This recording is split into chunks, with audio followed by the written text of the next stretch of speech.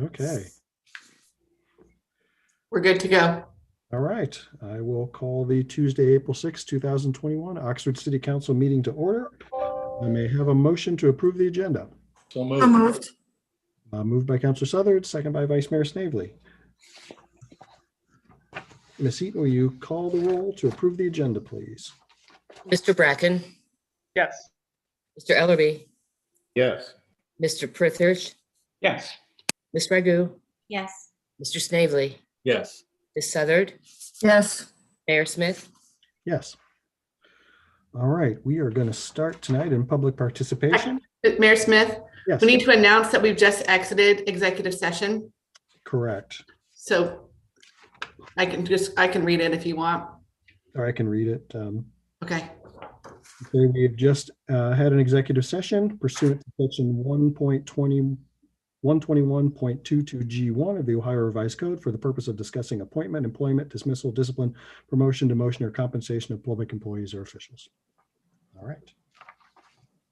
Now, moving on to public participation. I have a proclamation for Earth Day. Whereas on April 22nd, 1970, United States Senator Gaylord Nelson of Wisconsin and Dennis Hayes organized the first nationwide day devoted to environmental awareness and education that was celebrated by an estimated 20 million Americans. And whereas this day of environmental awareness and education is celebrated worldwide in some 180 countries with participation of over 4,000 separate organizations. And whereas individuals and institutions have a mutual responsibility to seek ecological, economical, and ethical choices that enable the world as well as our individual communities to establish and maintain sustainable societies. Now therefore I, Michael Smith, Mayor of the City of Oxford, Ohio, do hereby proclaim that on Thursday, April 22nd, 2021, the City of Oxford will recognize and participate in the national and international celebration of Earth Day. I urge all citizens to celebrate Earth Day and to remind each person of their right and responsibility to the wise use of this global home to heal, preserve, and improve the earth and the quality of life for this and future generations, and to approach every day as if it's Earth Day. So I don't know what our celebrations are going to entail this year, but I think we're going to have something. So, all right. We will move along, and we have a presentation from Enjoy Oxford, so we can turn it over to Ms. Daggy.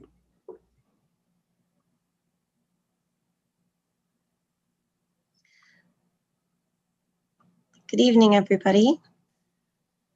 I'll be sharing my screen this morning. I'm Kim Daggy, Director of Enjoy Oxford.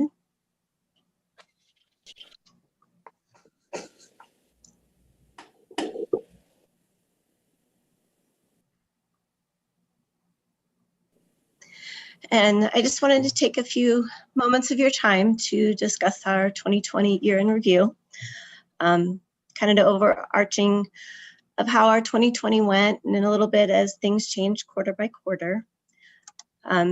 Overall, we still had nice traffic to our website. We did see a decrease during the pandemic, high months of shutdown from April to June, but we did see an increase in new visitors, up by 3%.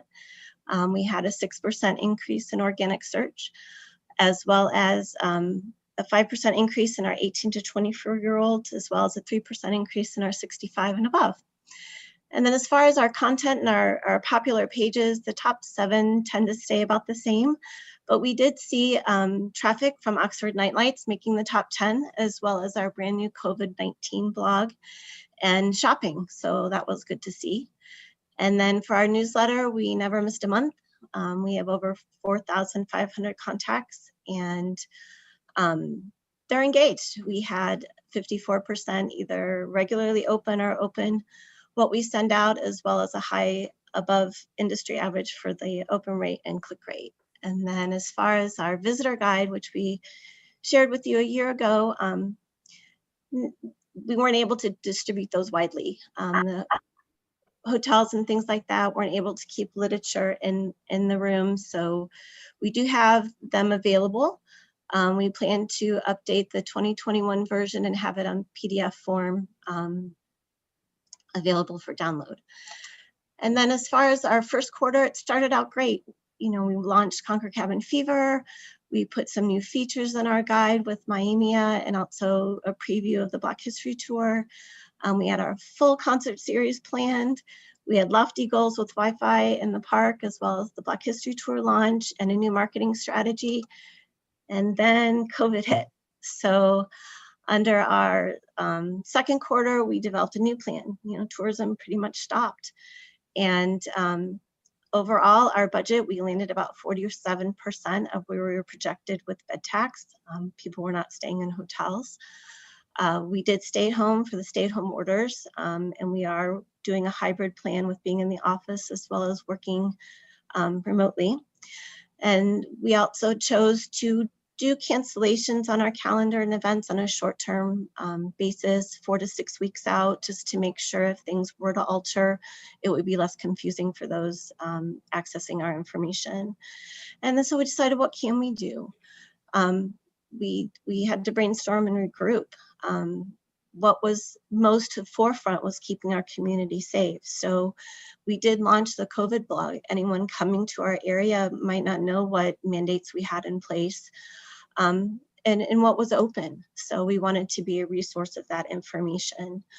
We did work with the EMA and our Butler County Visitors Bureau and helping to get information out for preparing for the surge. We had some hotels offer to be a resource if we did need to use those accommodations to keep people isolated and safe. So we were really proud to be a part of that. And we also wanted to let the community members know upfront what was open. So we developed a signage for our local community, if you were open and how do you enter that business, so we could keep what we love about Oxford viable. And we also did some virtual shifts. We did virtual date night. We needed to have some optimism and some fun and still be able to enjoy things safely and keep hope alive with the See Hearts and See Hope campaign, which is out throughout all of Butler County. And then going into the third quarter in the summer and the fall, we were able to do things a little bit more seasonally. In the summer, we did launch the Black History Tour. We're very proud of that. Dora started. Red Brick Fridays were a nice way to experience community with the open mall feeling and dining. And then over the 4th of July, we wanted to do something, since we couldn't have a parade, we did Rocks the Fox and Ox. And so kind of a scavenger hunt type activity that could be done safely. And then we also participated in the Secret Shake Society. So there's a rotating shake that goes around Butler County, and we were able to get that for our Spring Street treats. So that was fun as well. And then for the fall, we did, knowing we were having students come back, probably some hotel stays, we wanted a resource for our new staff, our frontline staff, for Oxford, how we speak of Oxford. We love our small town, in case they were new to our community and could have that as a resource. And then for the students, instead of doing our beloved city hunt in person, we did a virtual version of that for them. And then we also did the Fall in Love with Oxford, so our seasonal flavors and things like that to enjoy our businesses during this beautiful time of year. And then fourth quarter, with your blessing and spending some of the CARES funding, we were responsible for doing the marketing campaign of Oxford Nightlights.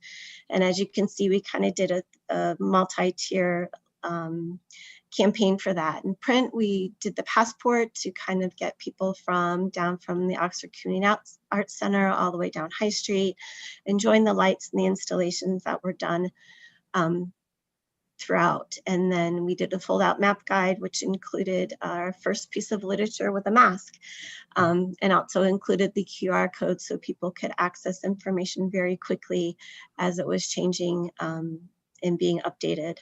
And then digitally for Oxford Nightlights, you can kind of see it to the right of the screen, some of the creatives that were released, but this was a social campaign and over the top, as well as targeted display. And this was right when the surge was being predicted to happen. So we went for impressions. We wanted people to know what we were doing here in our community, but also to keep it safe. So it was a big exposure type campaign with very high numbers. And then in that, we also did some video. We wanted people to know what safety precautions we had taken and done for our businesses, and broadcast those out. And we did the Shop Stay Safe campaign. They were smaller segments videos as well as a longer video. And we even launched our first TikTok video with Sir Yak that had 186,000 views. So that was kind of fun. And then this was the video that webinar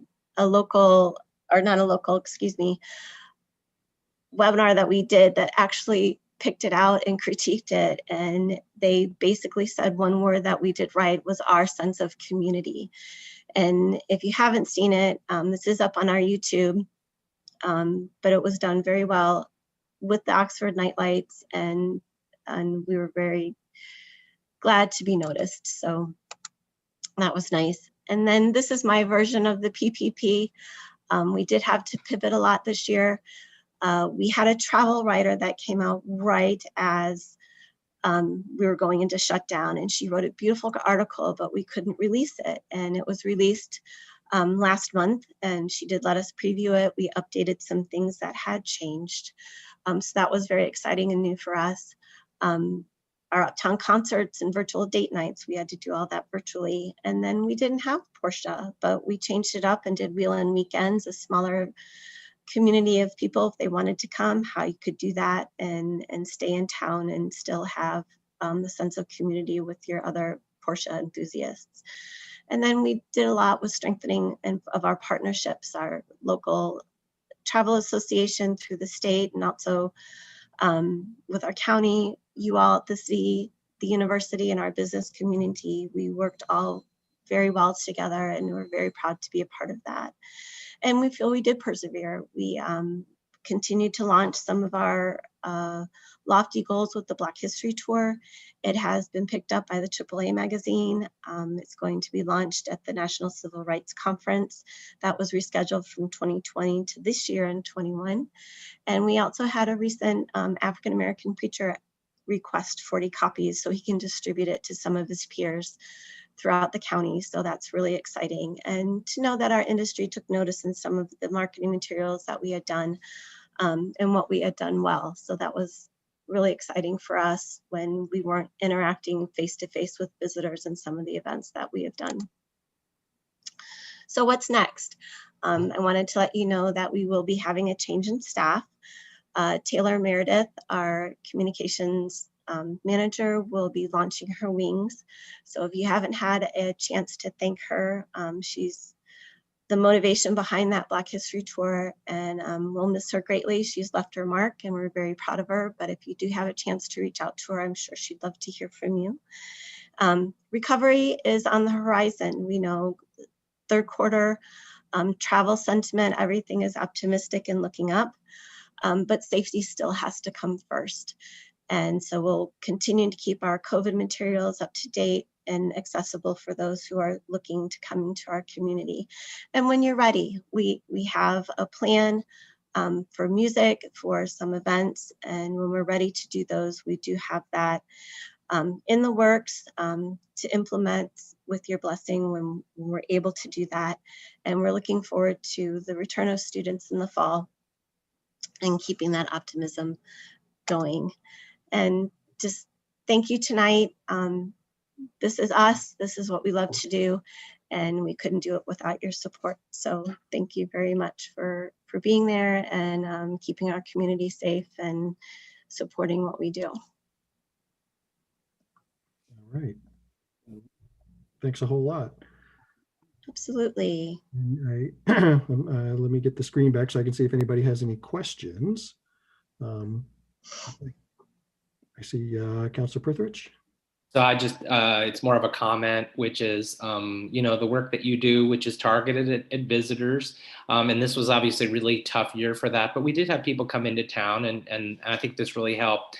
But I think that, you know, my wife and I have been commenting on what a great job Oxford did for keeping, whether it was the lights or the activities, those things that made life bearable in a really difficult time for the residents. So I think what you were doing outward facing made it really nice for those of us in town in what was otherwise really a dark winter. So thank you to all who did that, because I think it really, you know, I was really proud to be part of Oxford in what was otherwise kind of a depressing time.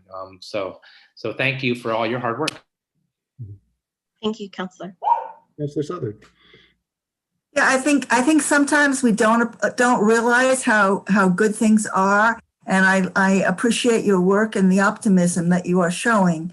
I was taking a hike in Houston Woods recently, and I ran into some birders, some people who were looking at birds, and they told me that they were from Toledo, and I said, oh well, I live about 5 minutes away, and they said, oh, aren't you lucky?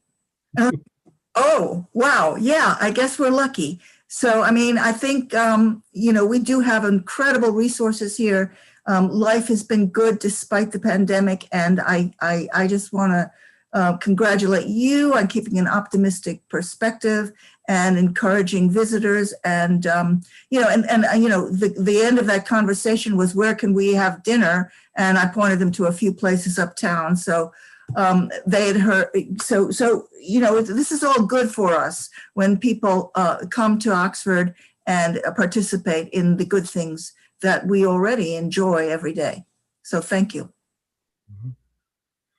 And I know we will have a few visitors in a little over a month for Miami's graduation. And I'm going to continue to wait with bated breath that we will get to have some type of music fest this summer, maybe by July. So again, thanks for everything. We really appreciate it. And we hope to see some programs this summer. All right. Thank you. Okay, I will ask if there's anyone who wishes to address council on an item that is not on the agenda or on the consent agenda. Please come forward and state your name and address for the record. I'm not seeing it this evening. Thank you. All right. We will go on to the consent agenda. May I have a motion to approve the consent agenda? I so move. Moved by Vice Mayor Snavely. Do I have a second? Seconded. By Rich. Any items to be removed from the consent agenda tonight? All right. Seeing none, Ms. Eaton, will you please call the roll to approve the consent agenda? Mr. Ellerby, Yes. Mr. Prithridge, Yes, on Vehicle Palooza. Ms. Ragu, Yes. Mr. Snavely, Yes. Ms. Southard, Yes. Mr. Bracken, Yes. Mayor Smith. Yes. All right. We will move on to resolutions. Ms. Eaton, you may read the first resolution whenever you're ready.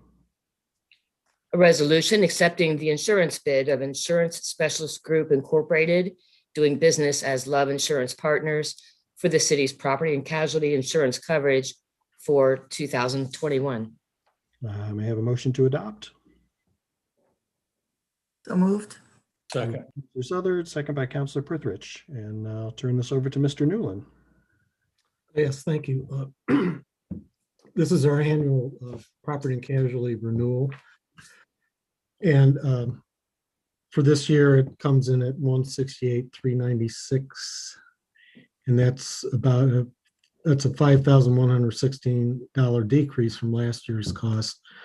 And the primary reason for this is the market conditions, as well as seeking multiple insurers proposal.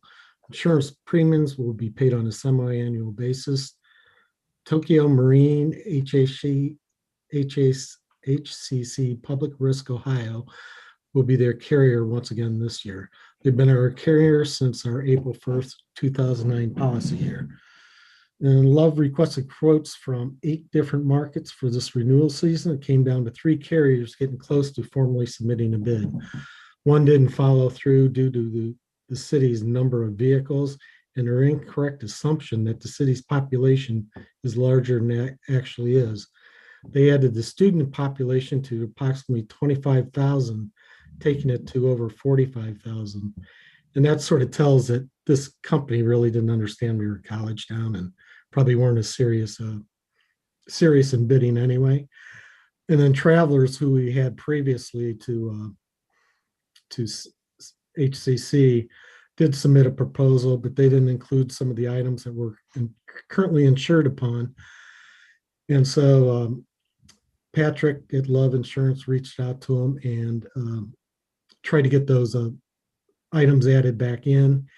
And also our HEC offer contains a $10 million umbrella that oversees 6 different areas: general liability, which includes fire department EMT liability, sexual abuse and molestation, law enforcement professional liability, auto liability, public errors and omissions, and employee practices liability, and employee benefits errors and omission. Each of those have a $10 million excess coverage, where the one that we would have gotten from travelers, the $10,000 would have, or $10 million would have spread over all those different areas, all the 6 different areas. So our recommendation is to accept the bid from HCC, and I'll be glad to answer any questions. All right, let me see if there's anyone from the public who would like to address this resolution before council. There's not. Thank you. Council questions or discussion? All right, I think great job with the proposals. This is the first time in the history of me being on council that our insurance bill went down. So I think, Ms. Eaton, we are ready for you to call the roll. Mr. Prithridge, Up and frozen again.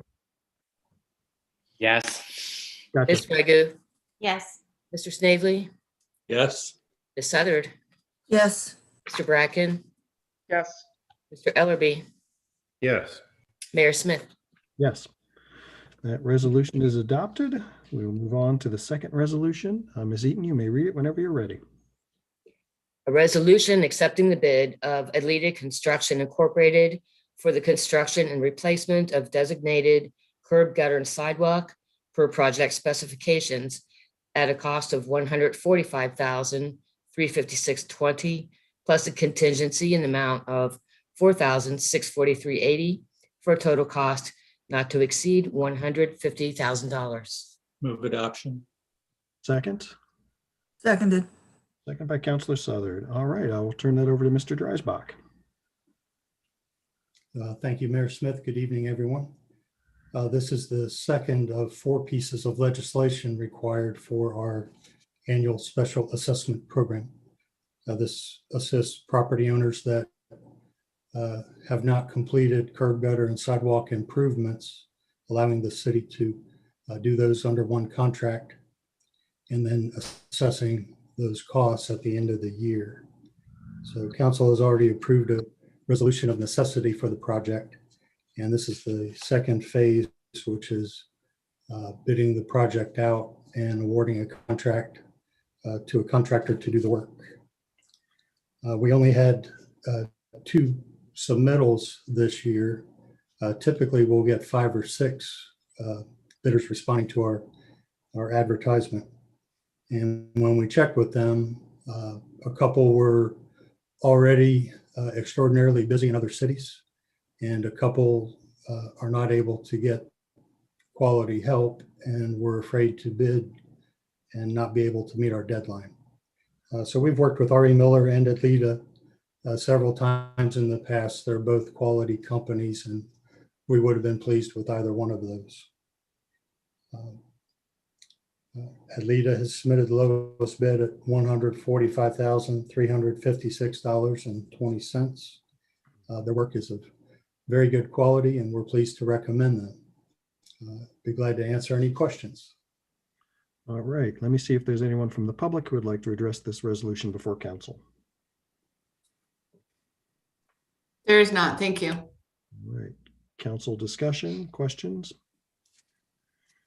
All right, I think we've done this enough times. All right, Ms. Eaton, you may call the roll. Ms. Ragu, Yes. Mr. Snavely, Yes. Ms. Southard, Yes. Mr. Bracken, Yes. Mr. Ellerby, Yes. Mr. Prithridge, Yes. Mayor Smith. Yes.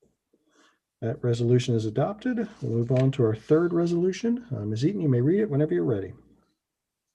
A resolution accepting the bid and authorizing the city manager to enter into an agreement with Barrett Paving Materials Incorporated for the 2021 street resurfacing and maintenance work at a cost of $334,377.60 plus a contingency in the amount of $15,622.40 for a total cost not to exceed $350,000. All right, motion to adopt. So moved. Moved by Vice Mayor Snavely, seconded by Councilor Prithridge. I'll come back to Mr. Dreisbach. Thank you. This is our typical street resurfacing and maintenance project that we do annually. We have identified the streets proposed for resurfacing. They're attached to my report on Exhibit A. We received 2 bids for the project. The 2 that typically bid for our work, Barrett Paving and John R. Jurgensen, both quality companies that, again, we would be pleased with either of them. In advance of this recommendation, we owe thanks to the Oxford Parking and Transportation Advisory Board. They've reviewed our list of streets to see if any improvements were needed or required for the corridor safety improvement plan or the city's complete streets policy. And given the residential nature of these streets, there's not a need for additional improvements regarding to those 2 policies. So we're pleased to recommend Barrett Paving for this year's contract. I'll be glad to answer any questions. All right, let me see if there's anyone from the public who would like to address this resolution before council. Not this evening, thank you. Council questions? I see Mr. Snavely's hand. Mike, could you give us an idea of the timing when this paving will actually take place? So our goal will be towards the end of summer, prior to school bus season this fall at Talawanda. We do have one-time constraint. We've committed to construct a new sanitary sewer on Melissa and extend that service over to Western Knolls to our 47 acres. So we'll get that project done probably as soon as the Talawanda buses stop rolling. And we'll be done in advance of paving. And the bottom line will be done this summer and prior to the fall semester. All right. Mr. Prithridge. So I want to just reciprocate the thanks to Mr. Dreisbach on behalf of the Parking and Transportation Advisory Board. I think it was really worthwhile step to have a conversation about what prospective streets would be paved, and then we could look to see whether additional improvements, pedestrian bicycle safety or other improvements needed to be budgeted for ahead of time. So in these streets was really straightforward, I think, but more important was the process. It was a little more dialogue than we've had, and I think it was productive. And so I want to appreciate, they had to work a little bit earlier to get those names of those streets to us, but I hopefully it didn't slow down the process too much. So thank you. All right. Thank you. Councilor Southard. I had 2 questions. The first is, you've listed the condition of each street, and I wondered if you can explain that and how the condition affected perhaps the final price. So that's my first question. And my second question is, what kind of warning or how will you inform the public that this paving, I mean, they should know, I know, but, I just wondered what kind of information will be out there so that people who always have questions will know what to expect. Well, sure. Thank you, Edna.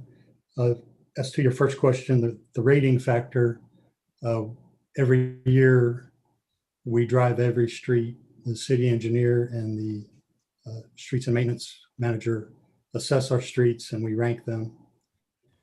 And I'm oversimplifying this because we also do this for the water system, the wastewater collection system, the stormwater system. So there are a lot of variables and facts that go into this, but ultimately they come up with a rating. The rating itself doesn't have a tremendous impact on cost because we'll typically do the same type of work for a street that's rated as a 3 as we would for a 4 or a 2. So it's milling, resurface, and then markings are replaced as needed. So not a huge impact on costs. What our biggest fear is investing in a street and then having to do a utility cut after the paving is done, or a building gets raised and we have a lot of dump truck traffic. So we try to avoid those types of situations, especially around the campus area. As to your question about how we will give notice, Ms. Green is already after me to get a map for our website. So we've been working on a map that will show this. And we will also have our mobile message boards in play to give notice on higher traffic rates.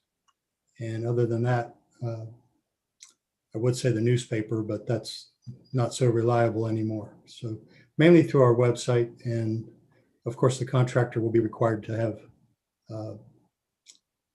proper signage and conditions for the work. All right. Any other questions? Okay. Ms. Eaton, will you please call the roll? Mr. Snavely, Yes. Ms. Southard, Yes. Mr. Bracken, Yes. Mr. Ellerby, Yes. Mr. Prithridge, Yes. Ms. Bragu, Yes. Mayor Smith. Yes. That resolution is adopted.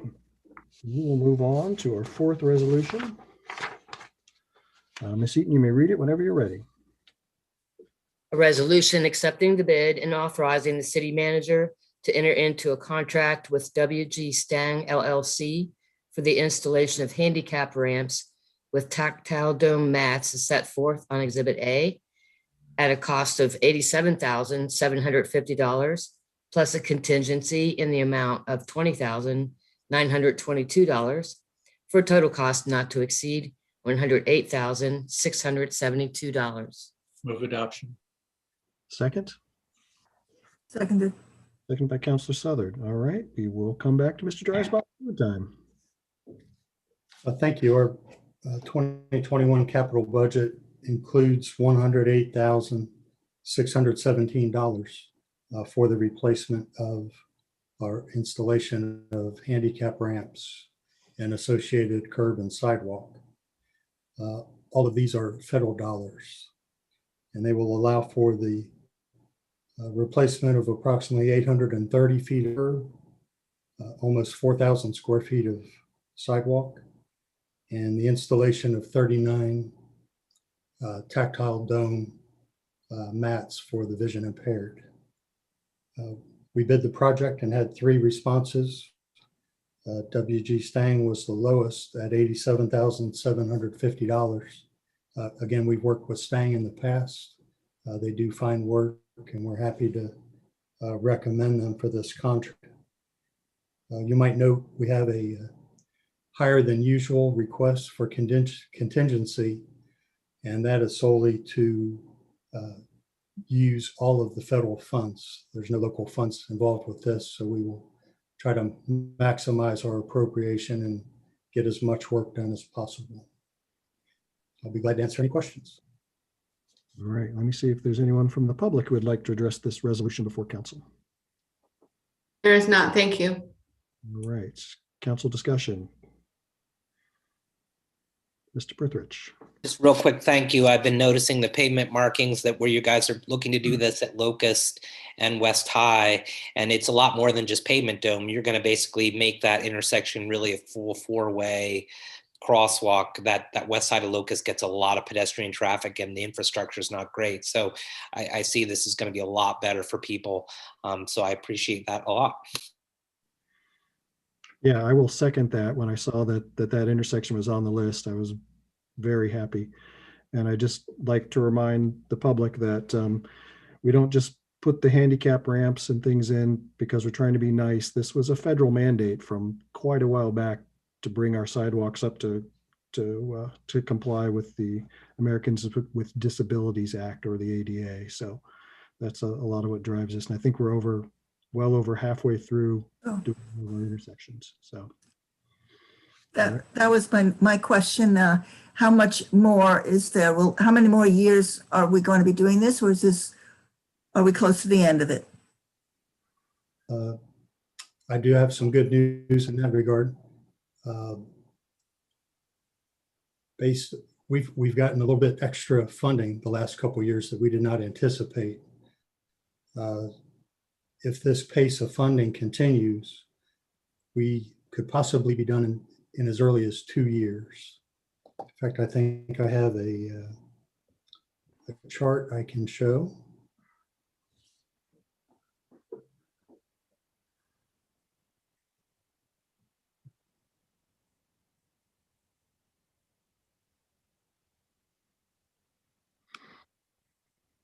So this is the end of the chart.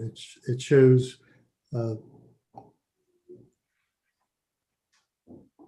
this would be year one.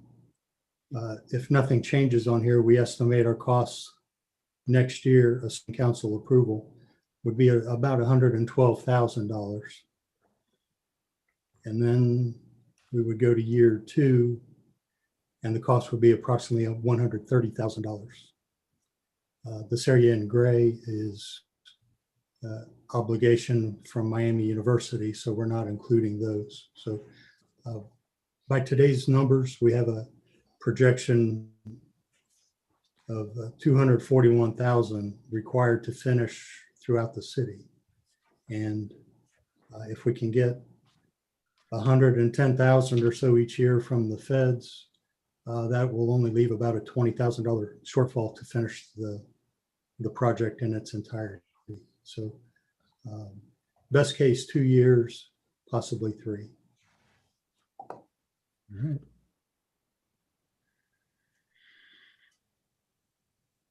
Okay, if there are no more questions, Ms. Eaton, you may call the roll. Ms. Southard, Yes. Mr. Bracken, Yes. Mr. Ellerby, Yes. Mr. Prithers, Yes. Ms. Ragu, Yes. Mr. Snavely, Yes. Mayor Smith. Yes. That resolution is adopted. We'll move on to our 5th resolution. Ms. Eaton, you may read it whenever you're ready. Resolution authorizing the city manager to enter into an agreement with IPS Group for the purchase of 367 single-space parking meters, 12 multi-space parking meters, and specified associated equipment, freight, and installation as outlined in IPS sales quote, IPS 2021-021 794196, dated February 26, 2021, for an amount not to exceed $294,759.41. All right, may I have a motion to adopt? Moved by Mr. Prithridge, second by Councilor Southern. And I will turn this over to Chief Jones. Thank you, Mr. Mayor, members of council. Good evening. Tonight, I have with me Michael Wilson from the IPS Group. He is with the vendor that I'm going to be speaking of. So he is here to answer questions if after my presentation I can't answer them and council has any. So thanks to Michael for joining us from the St. Louis area. So I'm going to go ahead and try to share my screen here. So bear with me.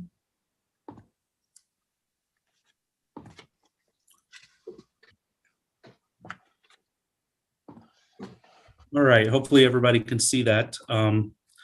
So oftentimes we grumble about having to pay for parking and or maybe getting a parking ticket.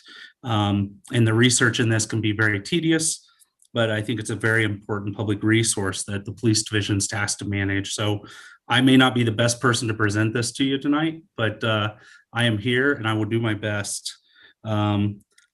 We've presented several presentations to the Oxford Parking and Transportation Advisory Board. I've done my best to kind of narrow down the various presentations into what I think the council would want to hear and try not to get too much in the weeds and give a high level view. But also in the parking world, so many things are interconnected. So we may have to go down that path, but I'll do my best here. So in Oxford, we have 38 total parking areas for a total of 750 total metered spaces in the city, which includes our parking garage and our municipal surface lot, which we often call Lot 52. Some kind of current upcoming issues, things we've been working on is our aging and failing meters. We need to replace those in the next several years. we every year we are spending $5,000 to $10,000 to replace parking meters, and this infrastructure is failing. So this is a need we have, and so we're trying to make the best investment possible. A public demand for more payment methods and a desire for this technology has been something I've heard since I became police chief. It's often been expressed to me that people arrive at a meter, they can't pay because they don't have coins, and that's been something we've been working on. And also, much of our equipment is no longer manufactured and just can't be updated or repaired. It is 26 available. Okay, sorry for that interruption. So when I talk tonight, I'm going to be talking about, just so you're aware of what I'm referring to, when I talk about a coin-only meter, I'm talking about there on the left, you see the green meter that you're all familiar with in the uptown area. That's actually one of our newest meters. You also see a lot of the older silver ones on the side streets, especially. And then the middle is our single space credit card meter. That's the IPS meter. That's what we're doing a trial on right now in the 0 block of East High. And then the multi-space meters are the kiosks there on the far right. So just to give you a little chronology, we began researching this in particular in 2018, looking at the various technology and vendors. In 2019, we looked specifically at 4 vendors. We narrowed them down to 2. And in 2019, during the capital improvement budget process, we had a line for $329,127 budgeted for the 2020 CIP budget. So this has already been budgeted. When we look at vendors, we're looking at a lot of different things. Communication, connectivity, the reliability, the compatibility, the remote programming, the integrations that they can do with our software vendors and other, ALPR vendors. And of course, obviously the budget and estimates.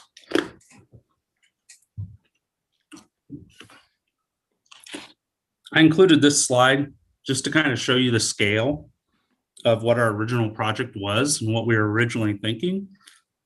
It started off very big, $768,000 to be implemented over 3 years to replace all our meters.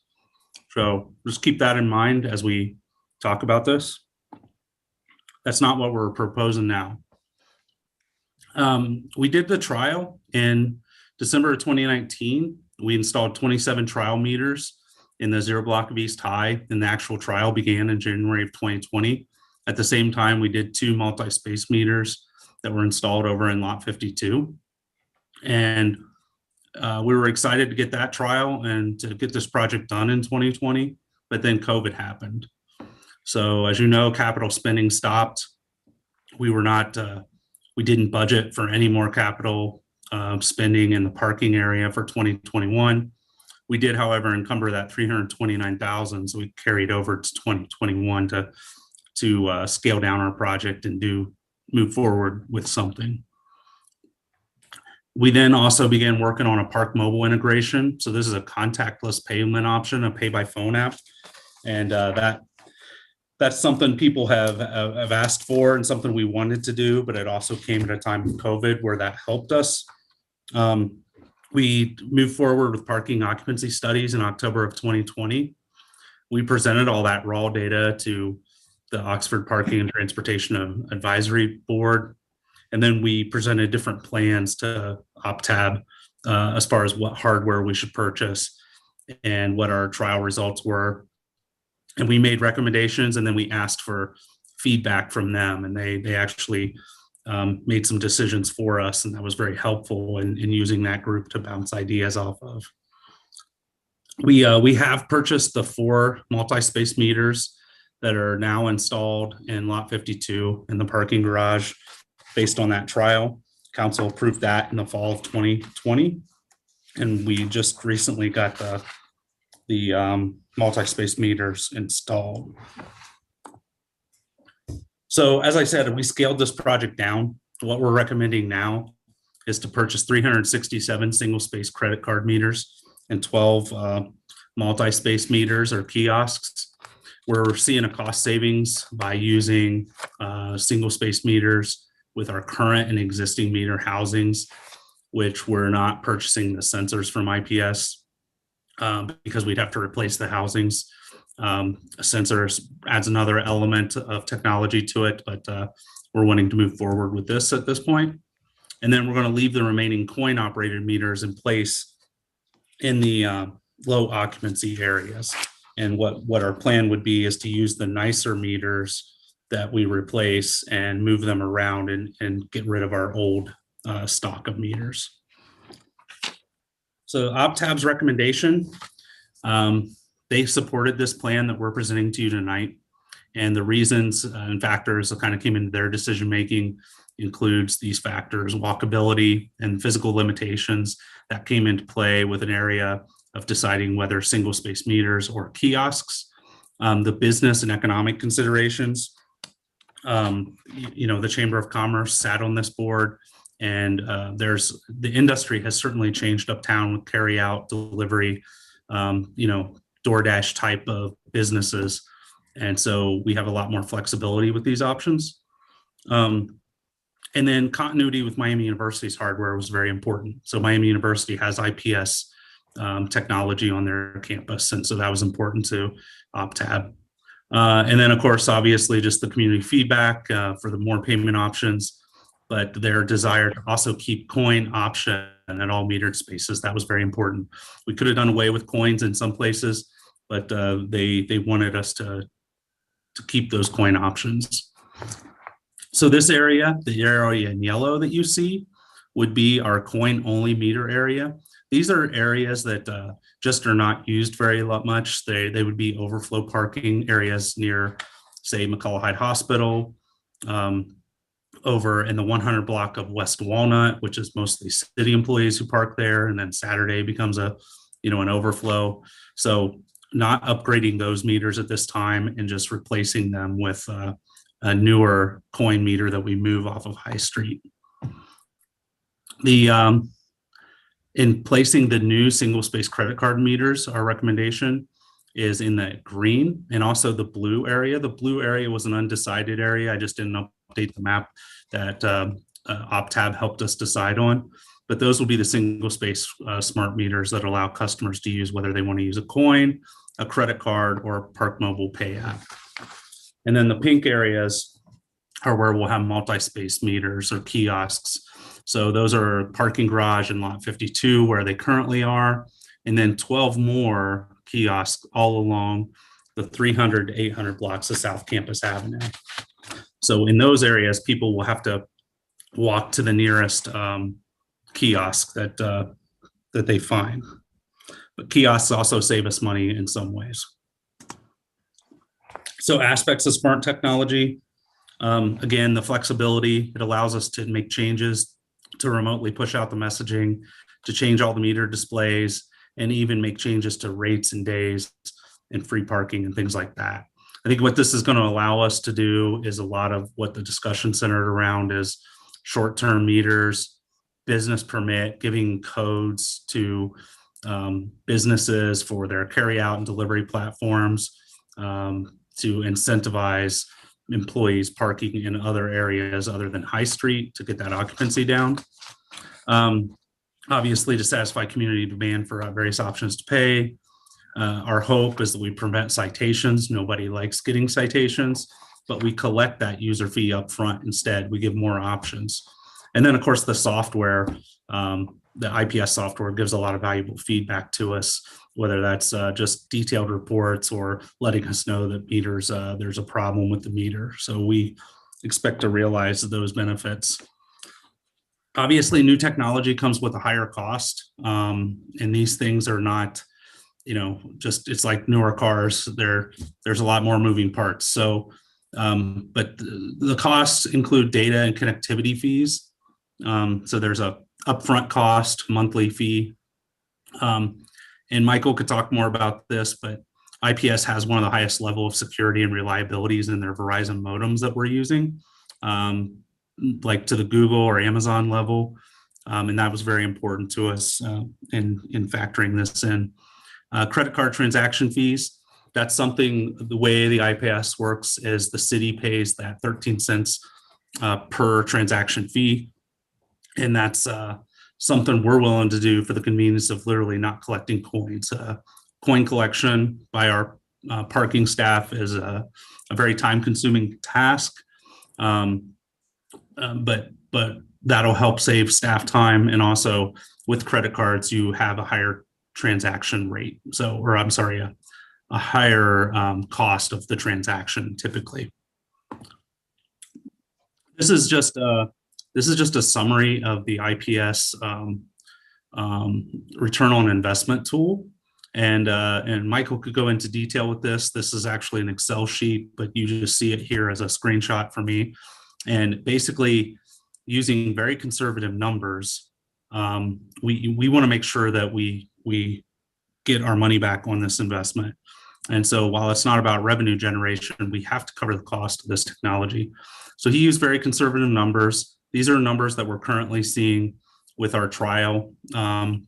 So these are COVID numbers, and I would expect these numbers to increase obviously in a normal year.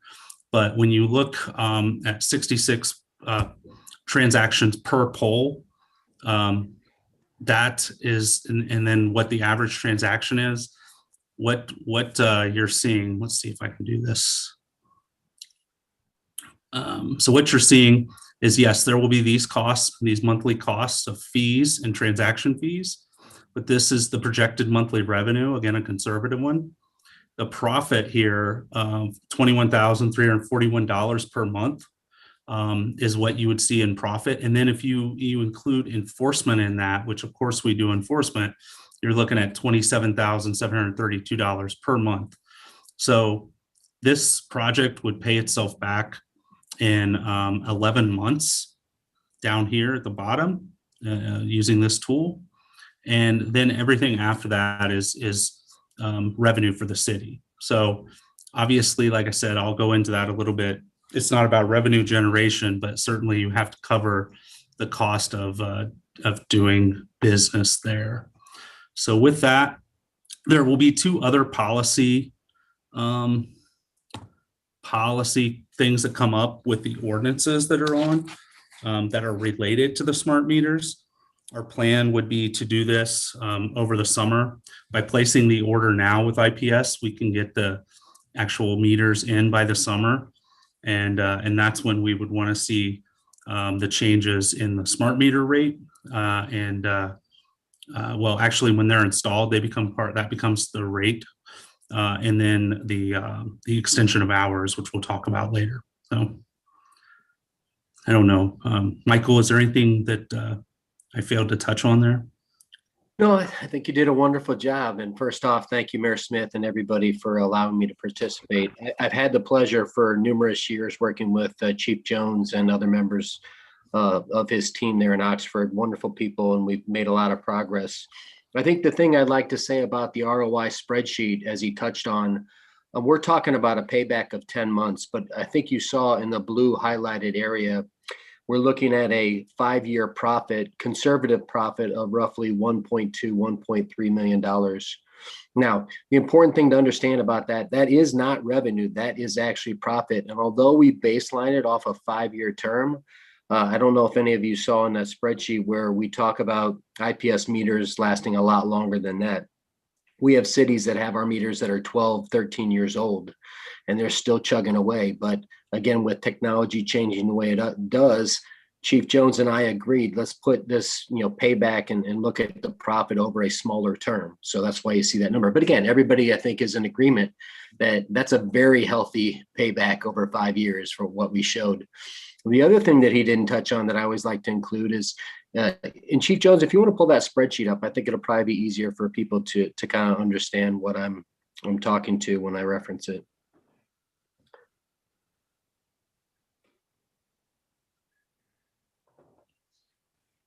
Okay. Yeah. Slide down to that last slide there.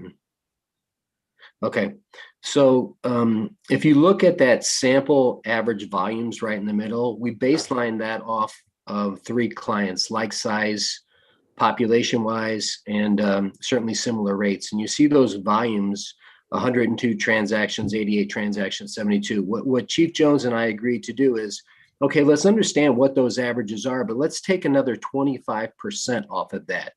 And let's baseline our numbers off that reduction just to understand that if things are bad, if we run into another issue with COVID or something else, we need to ensure that this thing is going to continue to pay for itself and we're not going to have to go back and find money from elsewhere, right?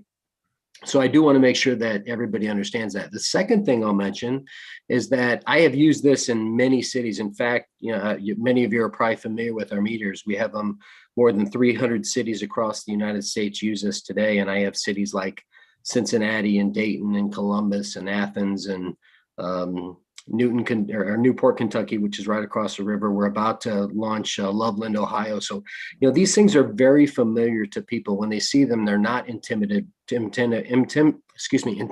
by them, and they're comfortable using them, which is a great, great claim to fame. But going back to what I was saying about this tool, I have presented this to many cities, and I've had them come back on numerous occasions saying how accurate it was, or how estimated that revenue and that profit was. But again, as I tell everybody, and Chief Jones and I always echo it, let's be conservative and stand on the motto of under promise and over deliver, right? So I think everybody here should have great confidence that this is going to be a good investment, and it's going to ultimately do the thing that we're trying to do, and that's to control occupancy there in Oxford, right? Where people aren't leaving their cars all day long in front of businesses and taking critical parking spaces away from people that want to come to those businesses and spend money, right? That's the ultimate driver that we always have to think about and remember.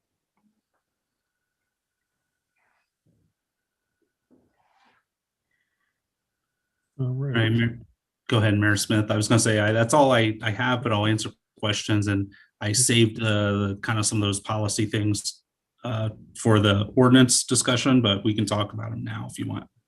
Let me see if there's anyone from the public who wishes to address this resolution. There is not. Thank you. Okay, let's council discussion. Questions? I see Edna's hand first. Councilor Southard. Yeah, I have a question, and I don't know whether this is the right, well, yeah. We're going to have one electric vehicle spot in the city, in the garage, in the parking garage, and I wondered how that's going to work. Will people be paying for? We may have more in the future, So this is the first of our electric vehicle charging stations. How will that be impacted by this? These meters? Will people pay for the meter and then also for the electricity? Because electricity, the charging is not cheap. It comes at a cost. So I wonder how that's going to work. Or is that better spoken of in the ordinance section? So I don't really address that in the ordinance section. In the parking garage now, what you see are kiosks. So you pay for that space. I have not seen what the electric chargers look like. I mean, certainly, they would probably just pay the same rate as the ordinance is written now. If you want to assess a fee for electricity, that's a totally separate issue that will have to be done in a fee ordinance or outside in some other ordinance. So right now, the way the law says, you would just simply charge for that parking spot at the same rate that everybody else is paying. So I haven't addressed that issue yet, Councilor Southard, until those things are installed. Well, I think this is something that's going to come up because the parking space is one issue, and then the charging, the use of electricity is another. So I just think it's going to come up and we should consider it. Yeah, and I think I'll have to work with Mr. Dreisbach on that. And that could be a single space meter, possibly separate. Okay, I'm seeing Mr. Elliott's hand, Mr. Dreisbach's hand. Yeah, that's a separate issue. This is just to deal with the parking. We've had that discussion staff-wise. And, when we get to the point that we're ready to install those, we'll probably have a recommendation for you there. But you raise a good point that there will be some cost to provide the electricity. So, but that's not part of this proposal tonight, but thank you for bringing it up. All right, we go to Vice Mayor Snaver. I see his hand up. So currently, for example, on Main Street, the price for a coin meter is 25 cents for an hour. What is the cost going to be for these new fancy parking meters? Yeah, so if once a smart meter is installed, the rate goes up to $1 per hour. Now it's flexible, and the way the fee ordinance is written, it can be up to $1 per hour. So that's something, I would say a parking spot next to Skyline on Main Street is just as valuable as a high street spot in front of Skyline. So, but that's a council decision, and that's things we can address in the fee ordinance. And those can, that's the benefit of the smart meters. You can make them flexible, but generally $1 per hour, because there are credit card fees associated with it, is generally as low as you want to go with those, but you can go lower. So that's part of my problem. Hey, the technology is great, wonderful.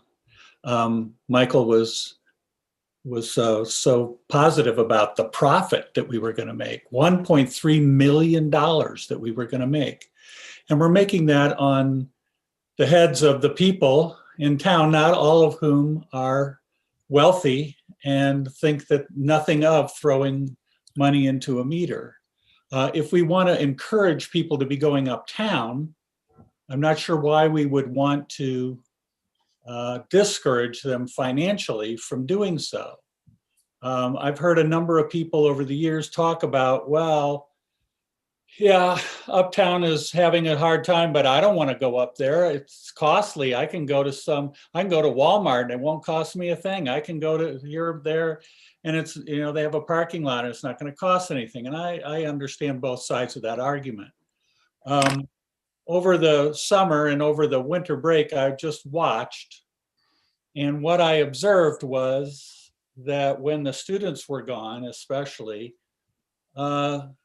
there was a lot of open spaces on High Street with these new meters, and some, but not as much, on the side streets. So people were reacting to the cost of High Street and moving into the off street. So now we're going to remove all of those options from them. So there's no place they can go without paying $1 an hour. And I'll have to tell you that I've gotten the question more times than I care to recall, why do we have to pay all those meters? And usually the answer is, well, the purpose of it is really to get turnover. And as Michael said, and Chief, we don't really want people spending all day using up those parking meters, and we want people to go and shop. But at a $1.3 million profit, I don't think I can make that argument anymore. I think it's very difficult. And, maybe for a lot of people, if they want to go uptown and have a nice dinner, an extra $2 is no big deal. But for a lot of people, it is a deal. It matters a lot. I have to also say that I started living here in 1977. In all of that time, from 1977 to today, I have never failed to find a parking spot uptown. The other thing I would point out is that in the parking garage, one of the things that was talked about was how people were sad that the spaces were not being used.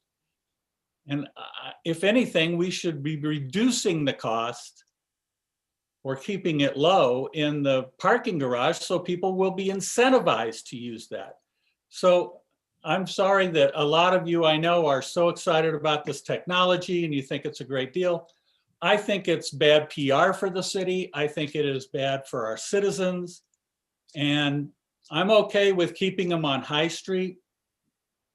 That's the prime spot. hey, pay more for the prime spot, pay less for the off-street parking.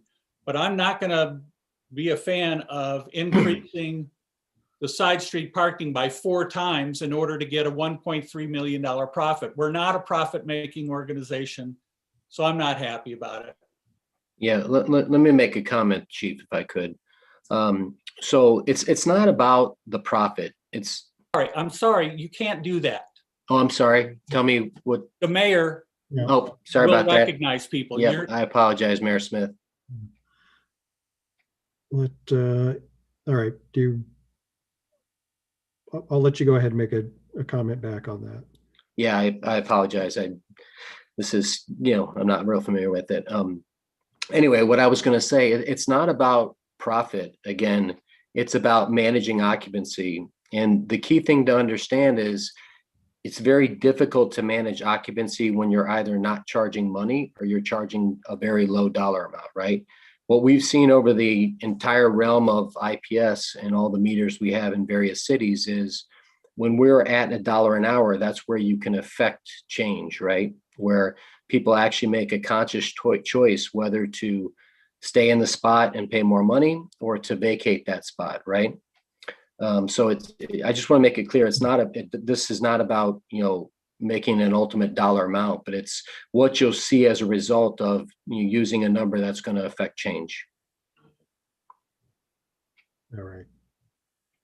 Chief, do you want to? Just real quick, just was going to chime in, and then I'll let council have their discussion, because really all this is policy decisions and it's up to them. But I think what Vice Mayor Snavely said is, during that trial period, we saw those 27 meters.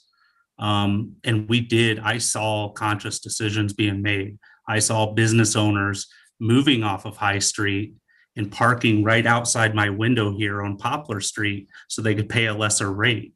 So, it's difficult to judge how it's going to work because we only had a certain area. And that's like lot 52 was vacated a lot because people didn't want to pay the higher price. So it moved them over to Church Street. So I understand what Vice Mayor Snavely's saying, but I would just argue that the trial proved that people do make conscious decisions on it and vacates those spots, which we can then use lot 52 as an overflow street, and High Street becomes the more desired parking. So that's all I was going to chime in on that. And then I'll let you guys talk. All right, let me get to Councilor Prithich. First, I want to commend Chief Jones and Lieutenant Fenning and Angela Schatzel of the OPD from the point of view of we reinstituted the Parking and Transportation Advisory Board, and I really want to thank them for a really long and methodical process of research to arrive at this. They did studies of occupancy, they looked at the technology, they piloted the technology, they compared the different technologies with each other, they looked to see the integration with the software, and they worked with a group of citizens, including folks from the Chamber of Commerce, in every step of the way. And it was really a great dialogue. And so first I just want to say that in bringing these 3 different resolutions to us, it's the product of really great collaboration through our board system. But what I wanted you to talk about is the substance of this also, which is that the first thing we're talking about is smart meters. Dumb meters have one rate and they don't manage anything, and they don't enable people to use so the first step we have is a smart meter. It's a big investment, but what that enables you to do is a variety of things. One, you can enable people to pay in a more convenient way, and I think for many people, paying a little bit more is going to be better than scrounging the bottom of their car for coins they don't have. I mean, I think 70% of our student population 70% of our city population hasn't had a coin in its pocket over the last 4 years. They don't even know what a coin looks like, but they know what a credit card looks like, and they know what an app looks like. So I think we'll be able to better serve a variety of our population. But what I want to say, and I think it is a really big investment, and I don't view this at all in terms of profit. But once you have a smart meter, you can set your pricing in a smart way. You know, we have dumb pricing. It's the same price all day long, every day of the year. We could get smart about pricing so that in high peak periods, we could charge more than $1 an hour, you know?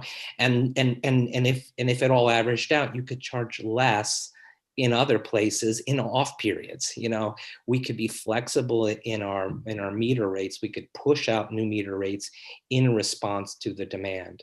It's definitely a big ask, I think, particularly on those side streets, but I think the point is it's goal driven, and on OPTAB, it was never about profit. It was about what are the goals we're trying to achieve. We want turnover on High Street and the side streets. We want to be able to have storage on, we want to move storage over to Walnut and Church.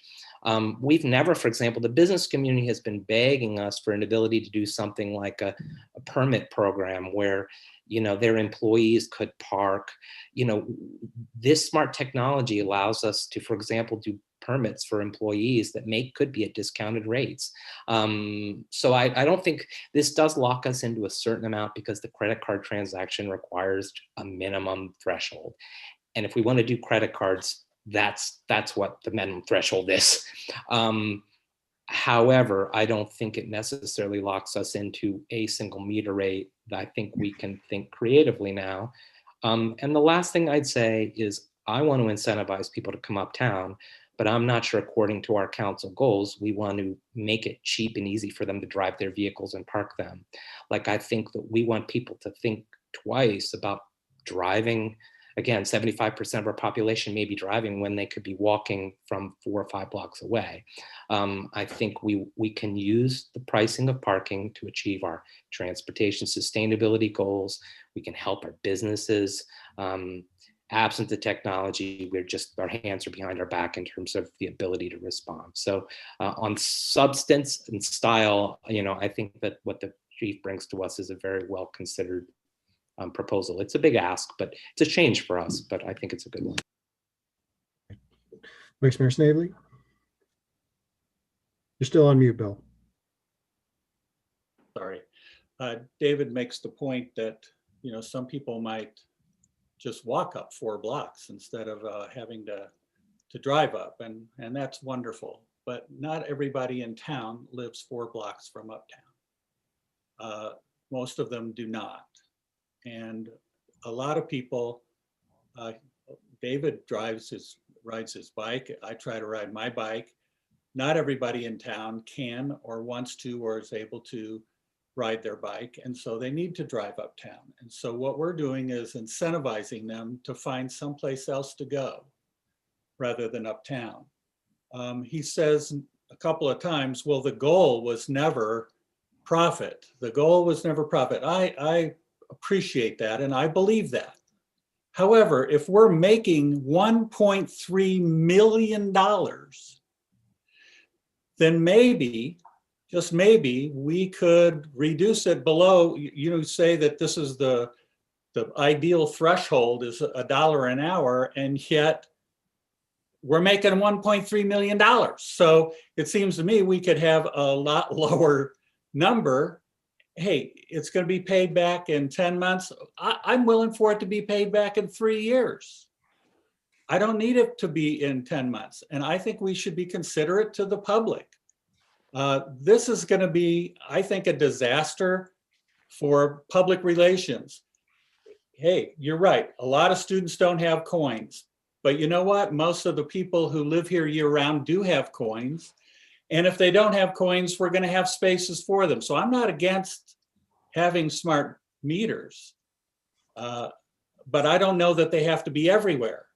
So, hey, I don't have a coin, I'll park on High Street, or I'll park in the garage, or I'll park in lot 52.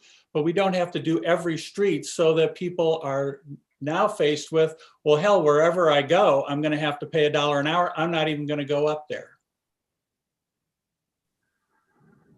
Councilor Ragu? I have 4 questions and comments. I guess the first one is, what's the cost of parking been over time? Can you just run through that again? Like, what was it a couple decades ago, or has it been the same for decades? It used to be a penny. You could put a penny in for 15 minutes, I think is what it was. Was that in the, when was that? That was in the 70s. And then it went up to a nickel, then it went up to a dime, then it went up to a quarter. It's gone up faster than the cost of living, that's for sure.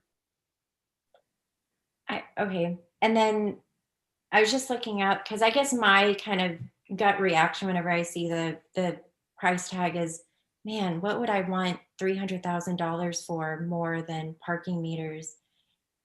There's a lot I would want to spend that on. But then when I think about the goals that I want us to have a thriving uptown and thriving businesses. So just looking at different studies, it looks like there's always going to be some pushback. Let's say if this does get passed, people are going to be upset about it, just adjusting. But it does look like in other cities, it actually helped their businesses. They had an uptick and their gross receipts went up by like 9%. If we're looking at Seattle, it helped turn with the number of turnover of the cars, like it's been mentioned before. So it looks like it actually would probably be a better thing for businesses. So that's encouraging and supportive of this. And then kind of like what David said before too, I mean, it's hard for me to, as an environmentalist, and say that I care about sustainability, it's hard for me to want to promote policy that makes it easier for people to drive. And I mean, traveling from city to city, $1 an hour is not that much. People will still think that is insanely cheap. Although there will be a little bit of a, people will be upset at first. And then for $1.3 million, can that go towards something good? Can that go towards the affordable housing fund so we can put it to good use? I'm assuming it'll go to the general fund, but can we figure out a way that this money is actually coming back into the community in a very positive way?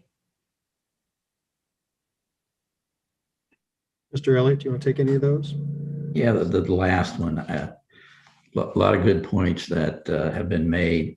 One thing that I want to remind ourselves is that if you remember in the budget, we've been paying back the general fund out of parking revenues for the money that was used to build the parking garage. So we basically added one more year because of COVID and the fact that parking revenues are down drastically. We aren't able to make that payment. So probably profit is not a very good word to use because it supports the maintenance of the parking garage, the debt service. It also pays for the parking attendants that we have working for us. So, I guess as I'm listening to all these really good concerns, maybe what we consider is moving ahead with the purchase and revisit the structure of the fees. I hear what Bill has said, and I can appreciate that. But I also know that parking is not what it was before COVID. Businesses still tell me that they're down at least 50% of what they were before. So the foot traffic is way down, and you can find parking spaces now. So I might suggest that we consider moving forward with the purchase, but that we revisit the fee structure. I think, JJ, when will these parking meters be delivered and be installed? I mean, I'm guessing it's going to take a couple of months. Yeah, it'll be over the summer. It takes, there's a little bit of a lead time, which is, which was what we experience with all the technology we buy. The council approves it, and then we have to order it, and then it comes in, we have to install and train. So the idea in that, it kind of goes into the ordinance that we're going to talk about later, is to get these ordered so we can have them and do it over the summer and not do it, in the middle of a semester, and make several changes over the summer. And then, so that'll kind of come up when we talk the ordinance on the rates, but we've talked about this for a long time, and quite frankly, I'm tired of talking about it. So with the different meetings we've gone to, I understand it's a big investment, but if we just continue to go the same way, just doesn't make sense to me. So. Councillor Ellerby. So I tend to agree with Mr. Prithridge on pretty much everything that he said, and as well as I have a couple of extra viewpoints. The one thing that I like about this initiative is it's sustainable. It actually can sustain its own implementation because it generates revenue for itself, as well as the parking garage and servicing other debts that are associated with revitalization and modernization of our uptown business district. The other thing about these is they are smart. And like Dave said, we can now institute, or after these things are installed, we can institute dynamic pricing models. So our fee structure may actually have to change when we discuss that later on. But with this new technology, we are also going to have to start thinking about things differently within the context of this new technology, because this dynamic pricing model can be by the day, it can be hourly. We can do peak period pricing, not unlike the power companies do when it's hot or it's extremely cold. So there are a lot of options. And really, the only thing that I hear right now regarding a sticking point is the fee structure, of which is somewhat separate from the implementation of this project. So, considering all those types of factors, I do want to put this in place, and then we can start talking about how we want to structure fees and how granular we want to be about dynamic pricing and the balance of making sure that we have adequate turnover, as well as incentivizing individuals to come and do business in our uptown district. So there you go. Right. Mr. Elliott. I just want to correct something I said. I said it went to the general fund. It goes back to the capital improvement fund. It's $110,000 a year. And according to the budget, we'll have it paid off in 2027. It was an interest-free loan to build the parking garage. And so I just wanted to clarify that. It doesn't go to the general fund, it goes back to capital improvement fund. Right. So I just want to remind everybody that we do have a separate ordinance on the fees. My 2 cents is I'm in support of the technology, but I agree with the vice mayor. We need to talk about the fees some. I mean, I don't care if we make a profit at all on these, and I'm with the vice mayor. I don't care if it takes 3 years to pay for them. I think if we upgrade the technology and we more gradually implement the fees as we learn more through the technology, it'd probably be easier for the public to swallow. So just want to remind you, we have a separate ordinance about the fees further down on the docket. So Vice Mayor Snavely.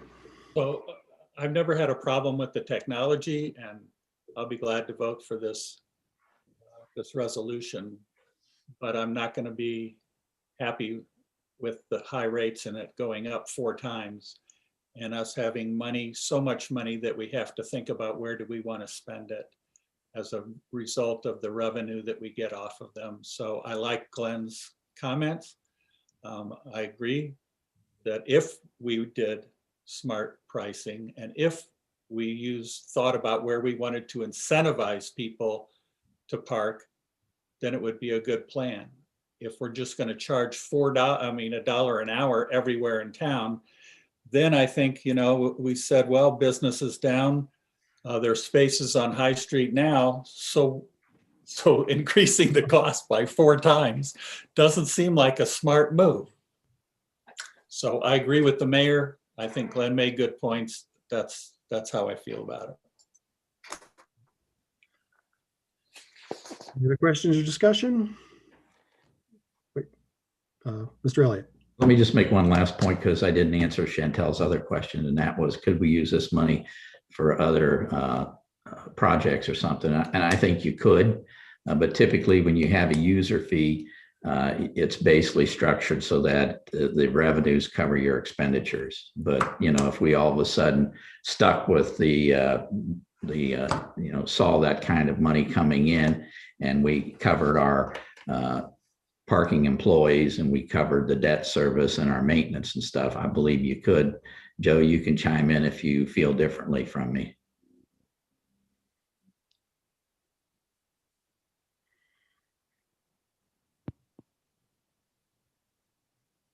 I think it'd be tough because that's a special revenue fund. Special revenues are supposed to go towards the purpose the fund was created. Yeah. It's sort of like having the wastewater, water, and or solid waste fund. You can't use those monies for general spending. It has to be related to what the revenue is brought in for. But again, I'd have to check on that. But my guess is it'd be tougher to move money that's supposed to be for parking into some other cause. Okay. So I didn't want to leave that question out in the air though, so. Councilor Prithridge. Just for clarification, unless I'm mistaken, we're not voting tonight in any of these resolutions on specific meter rates. We're voting on the technology and we're voting on setting the rates in the fee ordinance in the future. So $1 an hour, $1/4 an hour, $2 an hour, like I think it's important to consider because I think we can't sustain these meters at $1/4 an hour. But we're not committing one way or the other to anything tonight. And because I mean we'll talk later, it's dumb for our meter rates to be in by ordinance.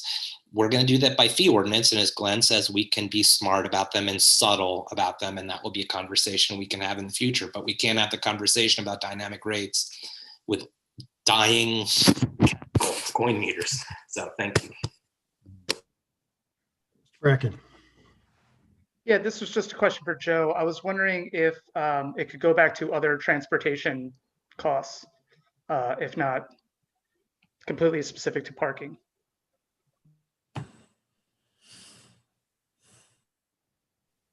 I would say that would be more likely because anything that has to do with transportation can be used for parking. And also, I mean, when you repave a street, the parking fund can actually pay for the paving of the parking spaces. So when you're getting crunched on transferring money out of the general fund, say to repave streets, part of it could be coming out of there. And any type of improvements to that type of transportation issue, I think you probably could use those monies. That'd be an easier argument to make. But again, I'd have to double check on that before definitively saying so.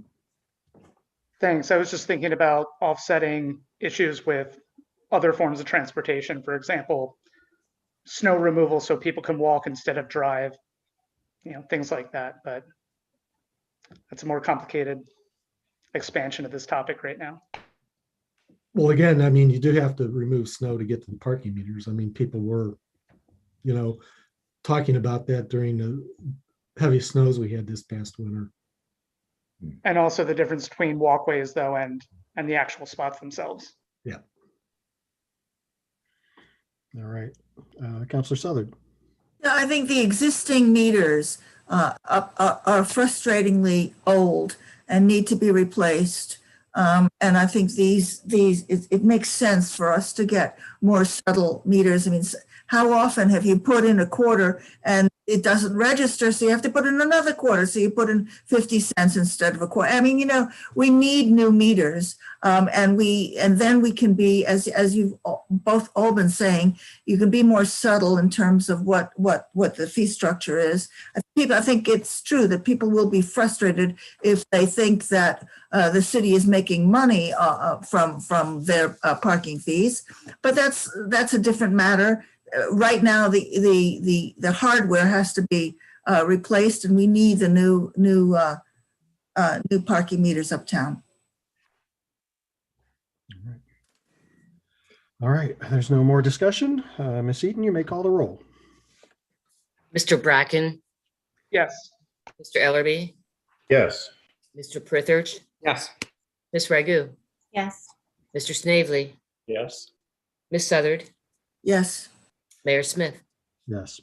All right. That resolution is adopted. We will move on to our 6th resolution. Ms. Eaton, you may read it whenever you're ready.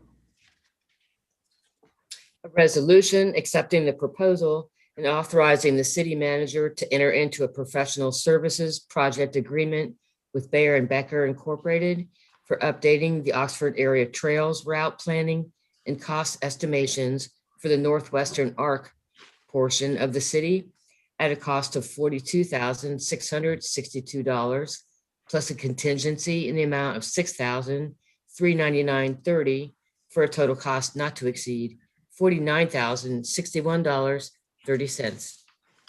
Motion to adopt. Moved. Moved by Mr. Prithridge, second by Counselor Southard. And I will turn this over to Mr. Perry. Good evening, Mayor and council members. So moving on to another form of transportation.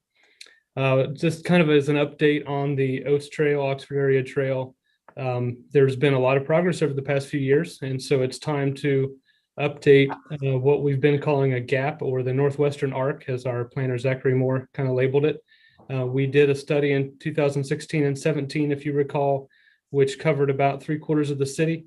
We had budgeted 30,000 at that time for that, and didn't quite get the level of detail that we were looking for. So we budgeted a little bit more this time, if you recall. Actually, this was budgeted last year and we didn't do the project because of COVID.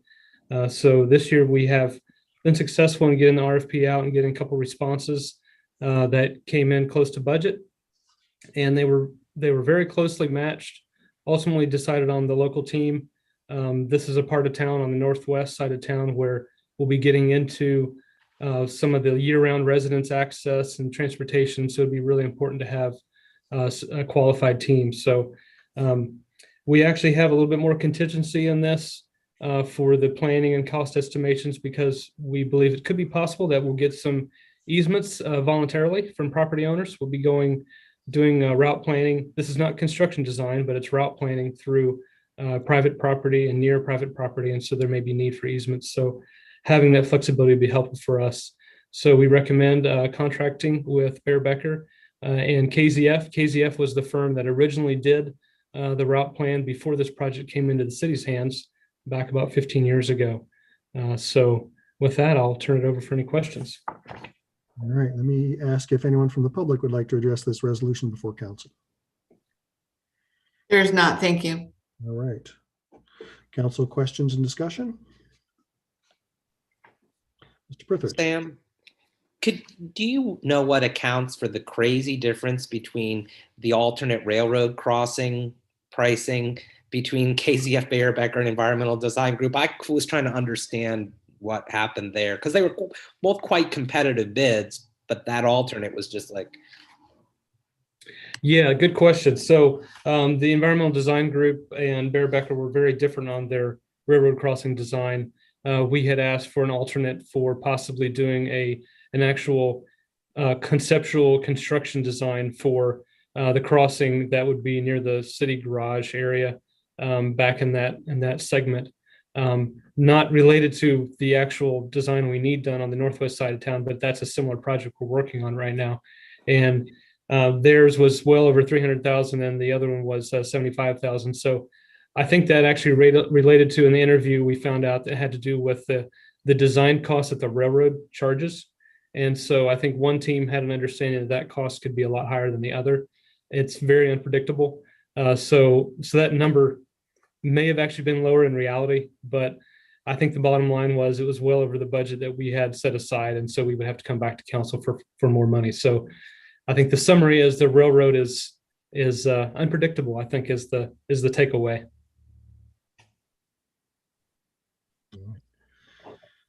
Any questions? Discussion? All right. Ms. Eaton, you may call the roll. Mr. Ellerby, Yes. Mr. Prithridge, Yes. Ms. Ragu, Yes. Mr. Snavely, Yes. Ms. Southard, Yes. Mr. Bracken, Yes. Mayor Smith. Yes. That resolution is adopted. We will move on to our 7th resolution. Ms. Eaton, you may read it whenever you're ready. A resolution authorizing the city manager to enter into an option to purchase real estate agreement between the city of Oxford and Episcopal Retirement Services Affordable Living, LLC, for the purchase of approximately 8 acres of city-owned property located off of Oxford Riley Road in the city of Oxford, Ohio, at a price of $25,000 per acre. Motion to adopt. So moved. Moved by Vice Mayor Snavely, seconded by Councilor Southard. And I will turn this back over to Mr. Perry. Thank you, Mayor. You may recall that the city owns 47 acres of property on Oxford Riley Road and has owned that for well over a decade. And the city council authorized the city manager to advertise for bids that land back last summer. And we were able to get that out, and we did get one response from the Model Group, which is a developer in the greater Cincinnati area that covers several states. And their desire was to partner with Episcopal Retirement and Oxford Seniors in putting together a package. And so later on in 2020, council authorized city manager to enter into negotiations on a purchase agreement, and it has taken many months to get through that process. Part of the reason is because of the funding cycle is an annual funding cycle with ERS. And so that's why this is an option to purchase, because it's really contingent upon an award that is competitive and doesn't come out until every spring.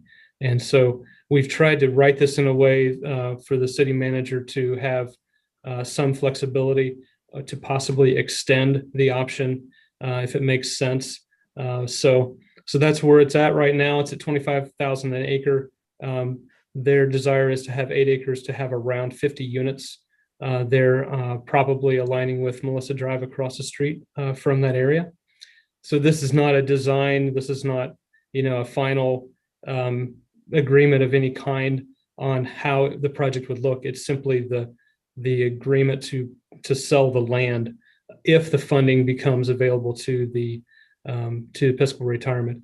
If this were to move forward, then we would start working with Oxford Seniors as well. We wanted to get this part going first because they're kind of the major player in this project. All right. Let me ask if there's anyone from the public who would like to address this resolution before council. There's not. Thank you. All right. Council questions and discussion? All right. Not seeing any. We're all hoping that this moves forward. So I will just ask Ms. Eaton to please call the roll. Mr. Prithridge. Yes. Ms. Ragu. Yes. Mr. Snavely. Yes. Ms. Southard. Yes. Mr. Bracken. Yes. Mr. Ellerby. Yes. Mayor Smith. Yes. That resolution is adopted. We will move on to ordinances. Ms. Eaton, you may read our first reading whenever you're ready. An ordinance accepting the recommendation of the Planning Commission and approving the preliminary subdivision application for South Forest Edge with conditions. All right, I will turn this over to Mr. Perry. All right, thank you. And I see Etta Reed is here, and I will share my screen as well. Let me, I see Vice Mayor Snavely's hand raised. Yeah, I'm sorry, but I have to recuse myself on this one for the reasons that I've stated before, because I have a contractual obligation with one of the representatives. All right, understood. We'll go back to Mr. Perry. All right, thank you. I'm going to share some slides with you that covers a Planning Commission recommendation. And like I said, Etta Reed is here on behalf of Four Leaf Development as well. And I will spare you the lengthy version. I'm just going to show you a few slides of the area. You may recall the area from a recent project across the street, the new road, Lake Forest Drive. So the highlighted area is the subject area where the preliminary plat of subdivision is proposed. And this is a 2007 aerial photo where you can see that the annex is not there, but the college suites, or what's now level 27, was there. And then as I change to the next slide, you can see how the development in the area has proceeded. And here's the current zoning. So the area is zoned R2A, which is the single and two family residential.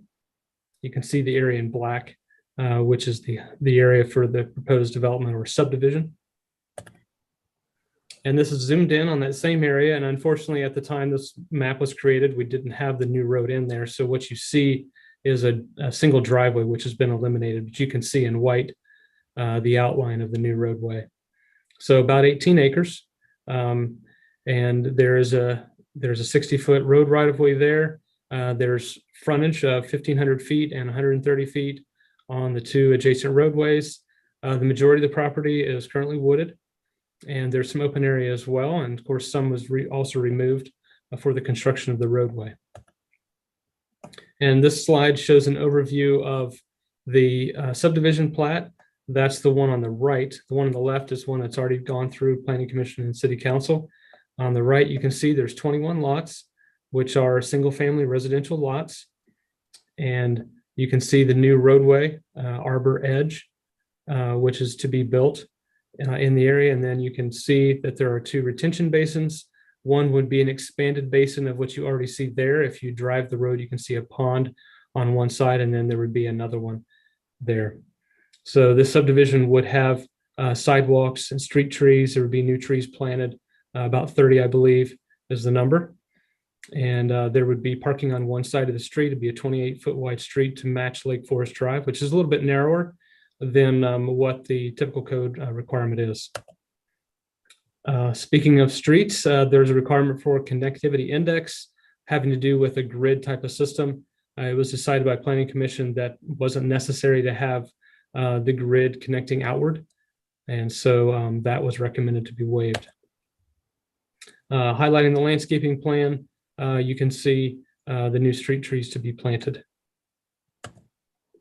The main topic of conversation at Planning Commission had to do with the trees. And what we asked the applicant to do was provide some survey documents of a couple of the lots rather than surveying the entire area, so we can get a sampling of what was there. And that's what you see in this area. And there's a zoomed in view of that. So we were thankful for them providing that to comply with the code requirement.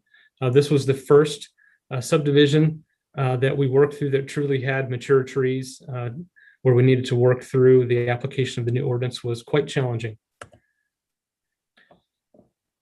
And then next slide showing the area where if there was trees to be removed, how that would be impacted if there was going to be a fee paid in lieu of the replanting of those trees.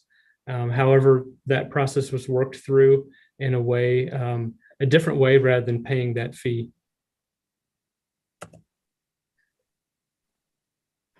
And then there ended up being several conditions and waivers, and they're noted in the staff report.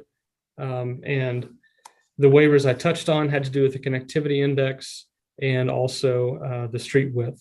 On the connectivity, it was decided that there would not need to be a full street connecting to the east. There was feedback from the neighbors in the outlying area that actually reside in the township, that there was no desire to have development through their area. And then the Planning Commission discussion was that it would be nice to have some type of connectivity, even if it was not a full street. So the decision was to allow it open-ended and for staff to work with the applicant on that. And then there were several conditions that had to do with the preservation of trees, a conservation area, and then one of the ones that's actually a code requirement, which I believe Ms. Reed would like relief from, has to do with the creation of a some kind of organization that would manage the stormwater in a collective way, rather than the individual property owners where the retention would sit. So happy to answer any questions. I know that Ms. Reed has some slides as well to request some changes to some of those conditions, but I'll turn it over to Mayor and council members. All right, let me go to the petitioner. Mrs. Reed, if you'd like to show us your slides. Sure. Sam, if you could bring them up, please. Will do. Thanks. Good evening. I'm Etta Reed with Bear Becker. I'm here on behalf of Four Leaf Development tonight to ask for your approval of a preliminary plan for the South Forest Edge development.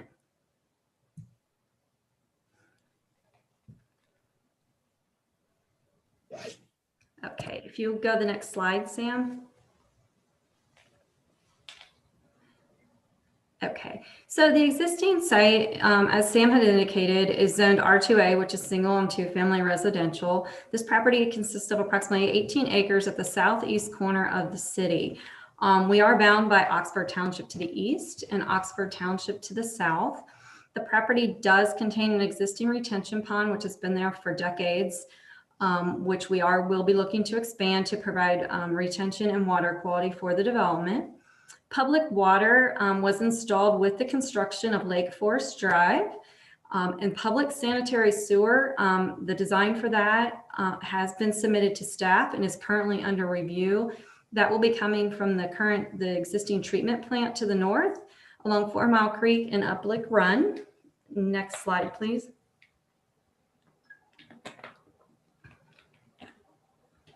Next slide. I'm trying. Okay. I apologize. So this development, as he's going to the next slide, this development is different from the previous developments I've brought to you, in that this is not a planned unit development.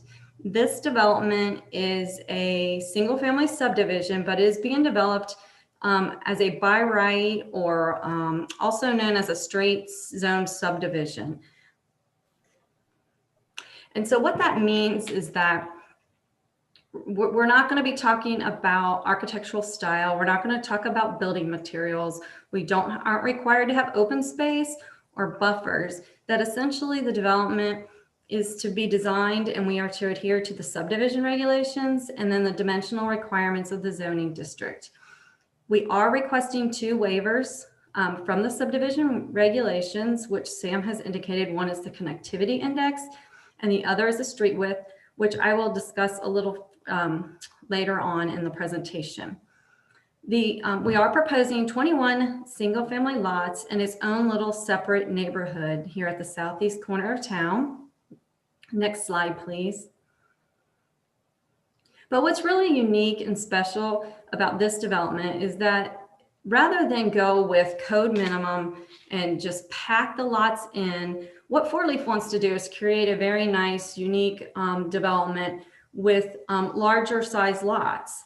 So by code, we could do 6,000 square foot minimum lots, which is 60 feet wide by 100 foot deep. But that is not what they wanted to do. They wanted to preserve the nature of the property and provide some nicer, more like higher end home lots for bigger homes, and also some privacy with the wooded lots. Individuals can kind of site their home as they would like it to nestle into the trees that are there. So our minimum lot size will be 20,000 square feet, which is 100 foot wide by 200 foot deep. Our average lot size that you see here before you is almost 33,000 square feet. So as you can see, it's well in excess of what the minimum allowable lot size would be per the zoning code. All the homes will be constructed by a variety of builders. We're not going to have one builder come in and just knock them all out. It's going to be basically open to myself, yourself, bring your own builder, and then each builder will work intimately and closely with each home owner to site the homes on the property as they would like to fit, design the homes to fit each lot. There will be dedicated public streets with public utilities, sidewalk on both sides. We'll put a 10-foot wide multi-use path along the east side of Lake Forest Drive along our frontage. We will have street trees and street lighting. It is kind of a loop street. We have 2 knuckles. Both our access points on Lake Forest Drive will align with the future access points that you've already approved for the Lake Forest condos. And then we will have 2 water quality and retention basins. Next slide, please. So this is kind of just a comparison of the lot requirements. In the first column is just, in the middle column, you see the R2A zoning requirements. But then in the third column, the right column, you'll see what we are proposing. So as you can see, by code, we are required to have a minimum of 60 foot of frontage. We're going to have 100. Instead of 6,000 square feet, we're going to have 20,000 square feet minimum lots. All our setbacks from front, side, and rear, we're going to hold the same minimum, but we would envision some homeowners having larger front setbacks or maybe larger side setbacks in order to save that maple tree or to site their home the way they want it sitting on the lot. We will maintain the 35% lot coverage as required by the R2A zoning. And I think it's important to point out that we are only requesting approval of 21 single family lots, but according to code and this is just calculation, by right, we could do 109 lots. So as you can see, we're doing significantly less units on this property, but the purpose is the 4-leaf is trying to create a special development, not just cram a bunch of homes in. Next slide, please.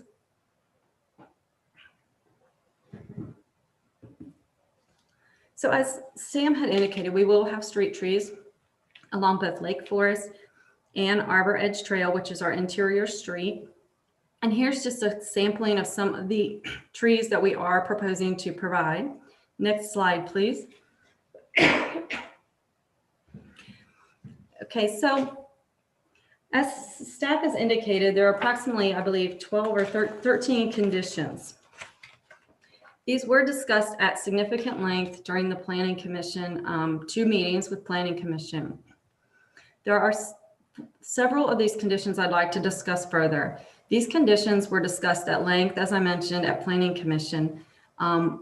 They were adopted by Planning Commission, but we had never agreed to these. So I just want to make it clear that while they were conditions placed on us, they were never something that we agreed to, but we would definitely like to discuss further. So condition number 3 deals with the documentation relating to the water quality and retention basins. And essentially, you're requesting that we ensure funding of future maintenance and upkeep by all residents of the subdivision, including but not limited to easements, covenants, and/or deed restrictions, shall be reviewed and approved by the Service Department and the Law Director prior to recording of the record plat. Enforcement of the easements, covenants, and restrictions shall not be the responsibility of the city. It is our proposal to have the homeowners of lots 20 and 16 maintain these basins. These basins, or ponds, if you want to call them, are located on their property. They will be contained within an easement, and the easement will be recorded on the record plat, and it'll be a restriction which indicates that the owner of the lot is responsible for the maintenance of the basin in accordance with the city's regulations. And that should they ever want to make any modifications, they have to get it approved by the city prior. I apologize, I have a tickle I can't get rid of. So while the trees are the amenities on some of the other lots, we see these retention basins or ponds as an amenity to these residential lots. You know, where else in the city of Oxford can you buy a lot with a pond already on it? The owners will use these basins for recreation, and it'll be an amenity that they will want to maintain. By requiring all the other 18 owners or 20 owners within the development to contribute to the maintenance, you are essentially implying that they have a right to use that pond. But in reality, it's a pond on an individual's private property, and really it's not set up for everyone else to use and enjoy. I apologize. The maintenance and upkeep of these basins is no different than those that you see on some of the multifamily projects we've done, such as the Annex or the Verge. And on those developments, we were not required to provide any documentation with regards to how the maintenance and upkeep would be funded. So we would ask that this condition be removed and that we be allowed to put an easement or a restriction on the record plat requiring the property owners of those 2 lots to maintain the basins. Next slide, please.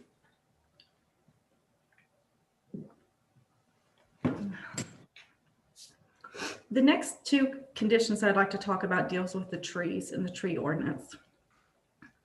So condition number 6, we'd like to have the last sentence removed from the condition so that essentially when the homeowner and the builder come in for the building permit submission for each lot, they will be required to include a tree survey and demonstrate their adherence to all requirements of the city's tree ordinance. Next slide, please.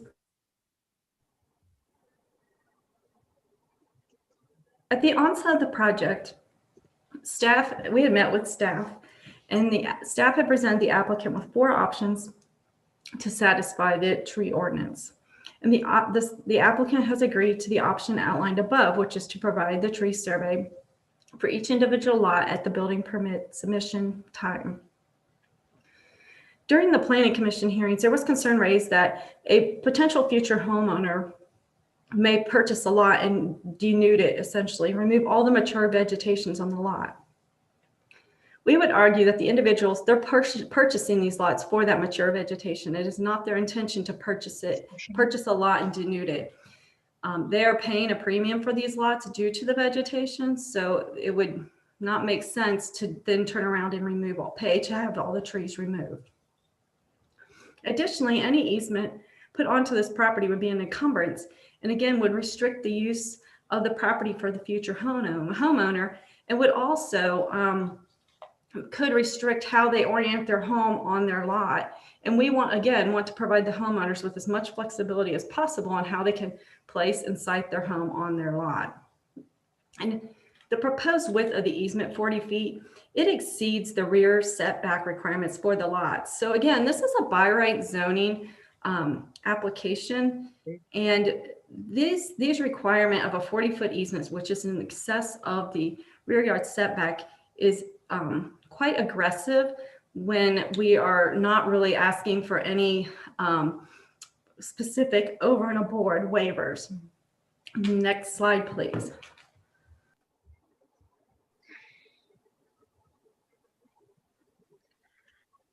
So I just wanted to kind of go over a little more on comparison between our request and really what's allowable per zoning. So we put together a quick concept plan here on the right, which shows that by right, we could put 59 lots on this property in accordance with the subdivision regulations. At Target, the low prices never end.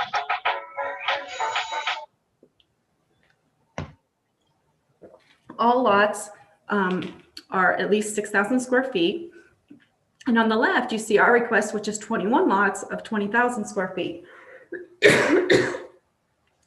So as you can see, it's a quite denser packed site, which would obviously affect the trees much more than the 20,000 square foot lots that we are proposing.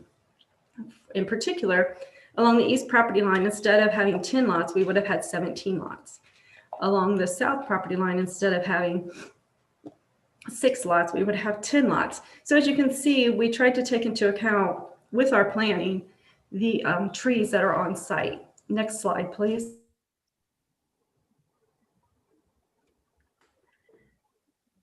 Now zoning back into the tree survey that Sam had pointed out that we had done on the property. So lot 9 is a lot that's located approximately in the bottom 1/3 of the site along the east property line. At the top, you can see the little site plan we did, which would show a proposed house up along the front building line. And then the tree removal exemption area, which follows the tree ordinance, is the shaded area and all the trees. So on on lot 9, we have 23 lots within the boundary of that lot. With the construction of the home, you can see 15 of those trees would be removed. And then 8 trees would remain in the rear. That is if that homeowner decided to put their home against the front building line. If you take that same 20,000 square foot plot of land and we subdivided it into 6,000 square foot lots, you can see that essentially all the trees would be removed with the exception of the 1. So, and also with the 6,000 square foot lots, again, the homeowner has no flexibility in the placement of their homes to preserve trees.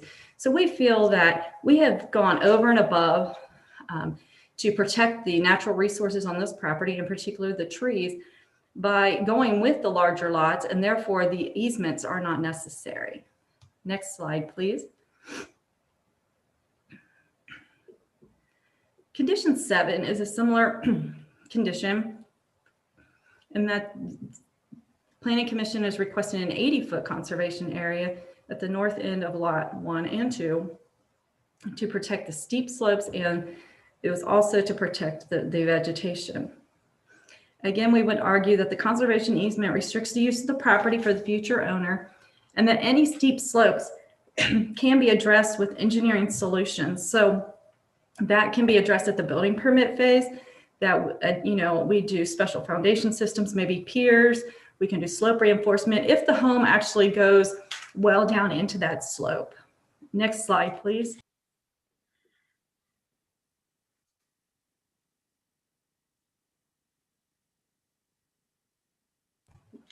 The last condition I want to discuss is the condition regarding the connectivity waiver.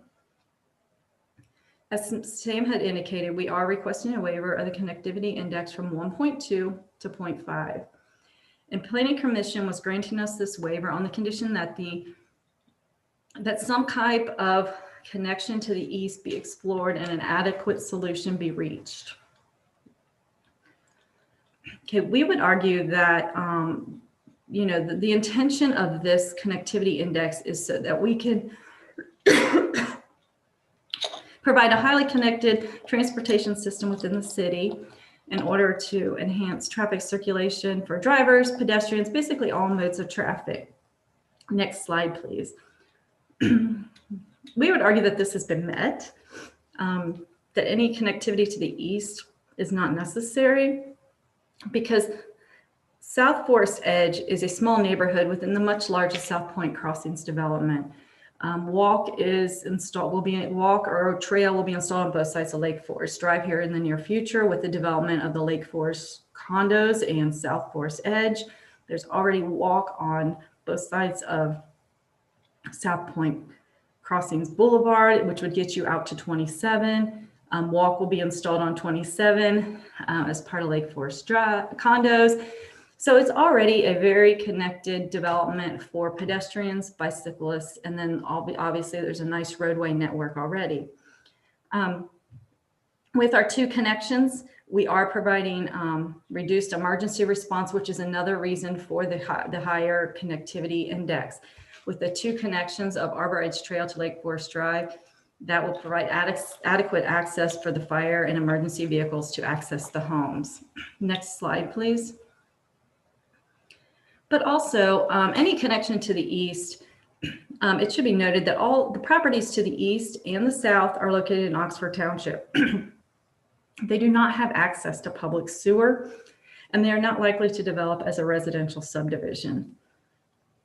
During the public hearings with Planning Commission, we did hear from the adjacent property owners, and those properties have been in their family for decades. The current owners have no intention of developing the property. They have no intention of moving. They operate and live on those properties as agricultural parcels. And honestly, they do not want the connection. They are concerned, honestly, about interaction between our homeowners and the activities they have on their property. So any connection that we would make towards their property would be a concern to them, as well as to any of our residents. It should be noted that any connection to the east would be the city's responsibility to maintain. If we had to do a street stub or any dedicated right-of-way, it would require us to narrow up our lots, which we feel are exactly what we want for the type of development we want to create. And more importantly, the construction of any connection will require us to remove trees, which I know is against what everyone here wants to do. And then lastly, we have safety concerns. If you put a street stub or a trail in today, you're basically inviting people to go back into a wooded area behind people's home and potentially do things that no one really wants to occur. You're kind of just opening the door to them and then opening the door to the neighbors to the east. So we would ask that that condition be revised to eliminate the need for a connection to the east. Next slide, please.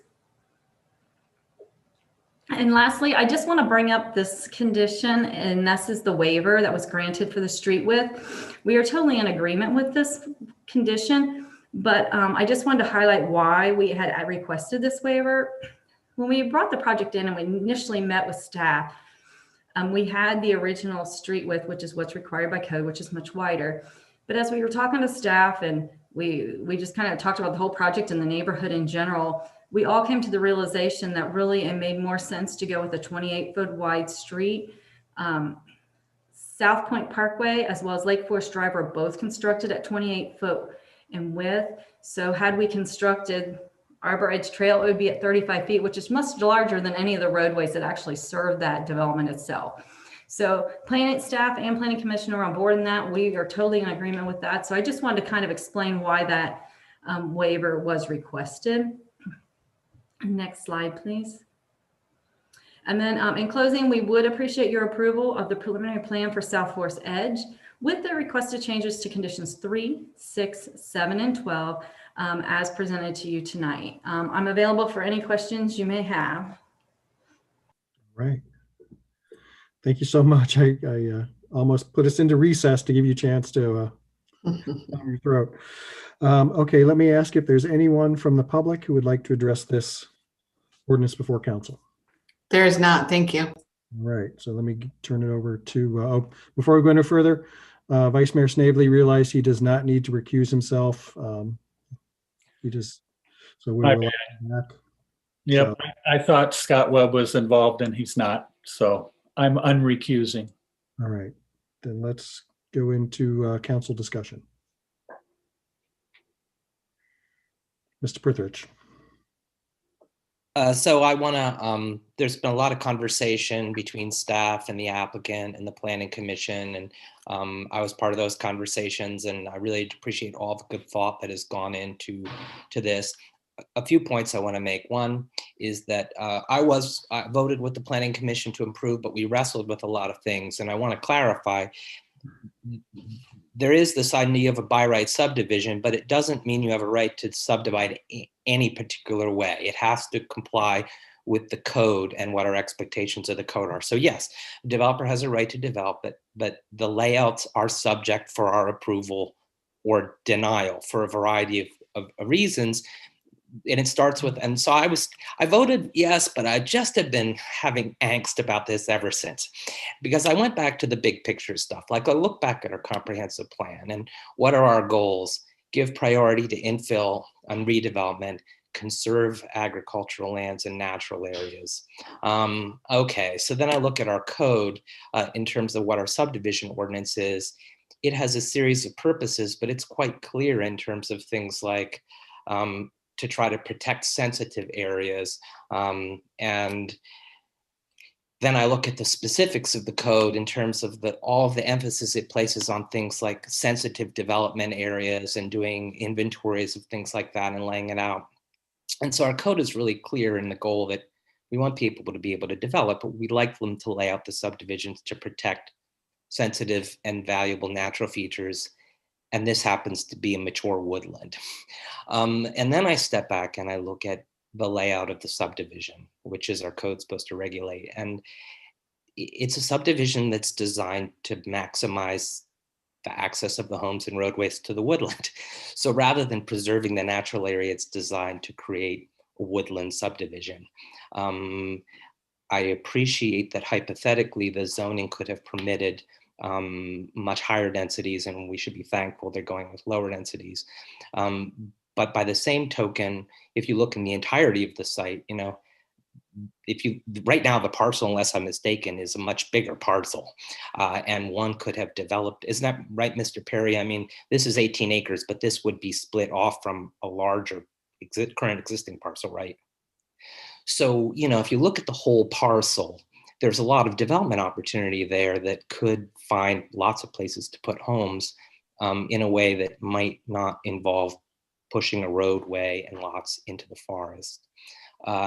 And, you know, I look at the other development alternatives, that planned unit development. We looked across the street, found a way of finding a much more efficient use of the land, a way of clustering.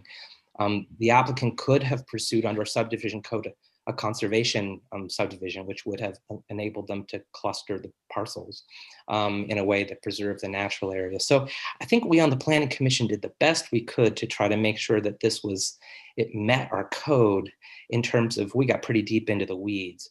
But stepping back, I'm just gonna say, for one, I'm not sure that if I step back, that this meets our subdivision code in terms of its expectations. So I'm certainly not interested in backing off. I agree that this is not a PUD. It's not really negotiable about what, the applicant, like, it's not a bargaining back and forth. We need to make sure our code is met. And I guess I'm just saying, while I was on the planning commission, I think we all voted for it and we imposed as many conditions as we could to try to mitigate the issues. For one, I'm still pretty on the fence about whether this really embodies the way we want people to subdivide lands according to our code. So that's my 2 cents. All right, Mr. Bracken. Yeah, I would agree with that, but I'd also like to add, there seems to be 2 issues. One is whether it meets the code in general, our goals there. But the other is we are allowing waivers. And I believe, and I would love to have legal backing explicitly, that if we are granting waivers, that we can ask for other issues that are part of our core values to make up for the things that we give away in those waivers. So I feel like there's 2 legal issues. If Chris could respond to that. I'm also seeing Mr. Perry's hand. Yeah, I'll jump in there. So Chris is not put on the spot there, but thanks. Great question. I think you're right in the sense that there is a code requirement, Councilor Bracken, but I would also say that the by right subdivision doesn't have the negotiating power as much as a plan development does. So I think a better route would be to simply deny the subdivision based on the fact that it doesn't meet the code than it would be to try to negotiate something that you don't really have the power, as much power as you do in a plan development. So I think that would be a safer route. And that's something that we could present, at a later meeting, at the second reading, a couple different options to consider, because you certainly don't want to deny a subdivision without, the findings of fact very clear. That'd be a dangerous route to go. So that's my opinion on what the options might be. But yeah, it's good that you would point out that there are waivers being granted, but they don't hold the power that a plan development does. Thank you. Councilor Ragu. Couple of things. I know the Planning Commission has been poring over this and put a lot of thought into it. I would be hard pressed to say after me listening for, I think that presentation might have been like 20, 30 minutes, thinking that that was sufficient enough to override what the Planning Committee had recommended. So I would definitely stand by what they have already recommended and not want to scratch that out. And then my other question is, how does this play into the housing study that was just completed? What needs are you meeting?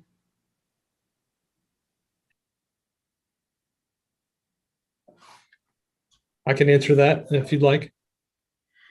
The housing study, the needs analysis, did show that there was some need on the higher end above 260,000. They haven't given us what the price range of these homes for sale would be, but would be my estimation would be well over that based on the size of the lots.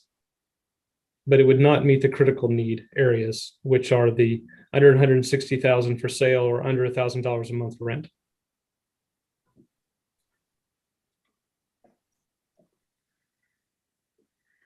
Other questions, discussion? All right. We will see this again in 2 weeks. Oh, I'm sorry, Mike. I'm sorry to look at everybody. No, it's okay. There's a lot of people. Just as a side note, I mean, I think, again, with sustainability always being our ceiling with all of our decisions that I believe we should make, it's really hard to think that the sprawl is a good thing. I really think that I wish we were addressing the critical needs first based on our housing study and also trying to make our decisions in the most sustainable way possible. So this isn't a project that, especially with it not meeting the critical needs that Oxford actually needs. I wish that it could address that. Vice Mayor Snavely. So the developer had issues with, was it 4 of the conditions or 5? 4. So maybe it would be wise for us on first reading to at least systematically and individually just discuss what those are and get people's feelings on it, rather than wait for second reading on it. Okay, why don't we do that? I think those were 3, 6, 7, and 12.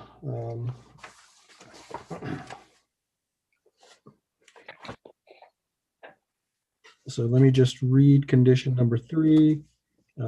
Documentation related to stormwater management to ensure the funding of future maintenance upkeep by all residents of the subdivision, including but not limited to easements, covenants, and/or deed restrictions, shall be reviewed or approved by the service department and the law director prior to being recorded on or with the record plat.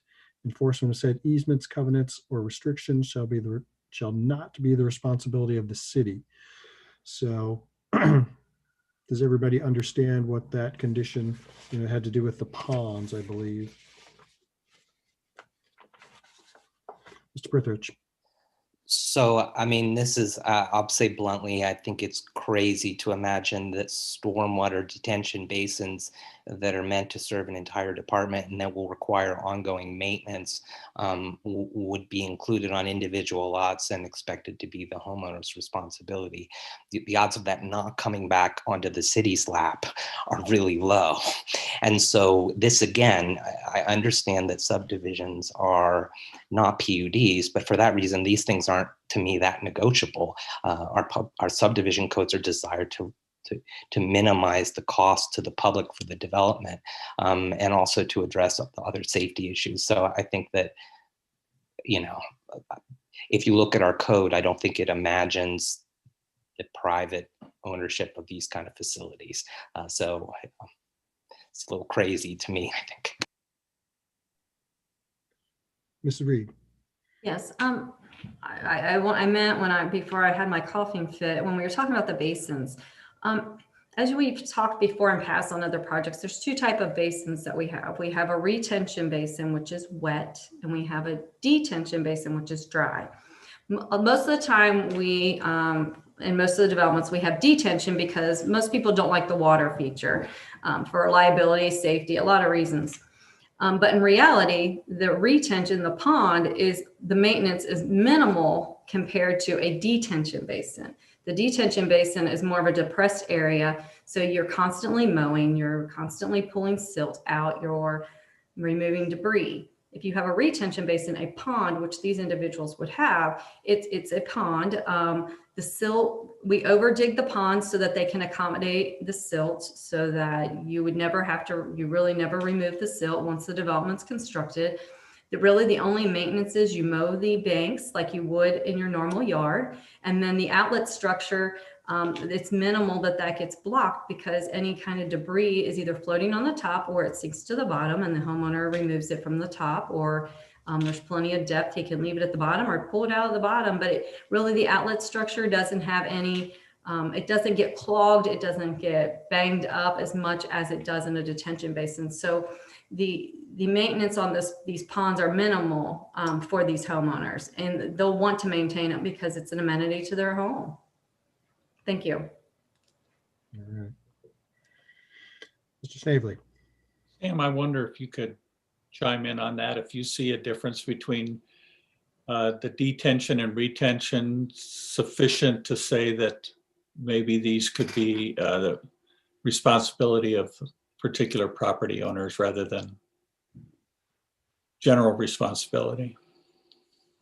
Not aware of a difference. I mean, I think the reason that condition was listed in there is because it was not a proposal of the applicant. So we're just restating a code requirement. So no, I don't think there's really a difference. If I was an engineer, I might be able to weigh in why one would be better or not as far as a collective maintenance or an individual maintenance. Thank you. That's what I thought the answer was, and I'll stick with 3 as written myself. All right, let's talk about 6. The building permit submission for each lot shall include a tree survey and demonstrate. Can I interrupt you a minute?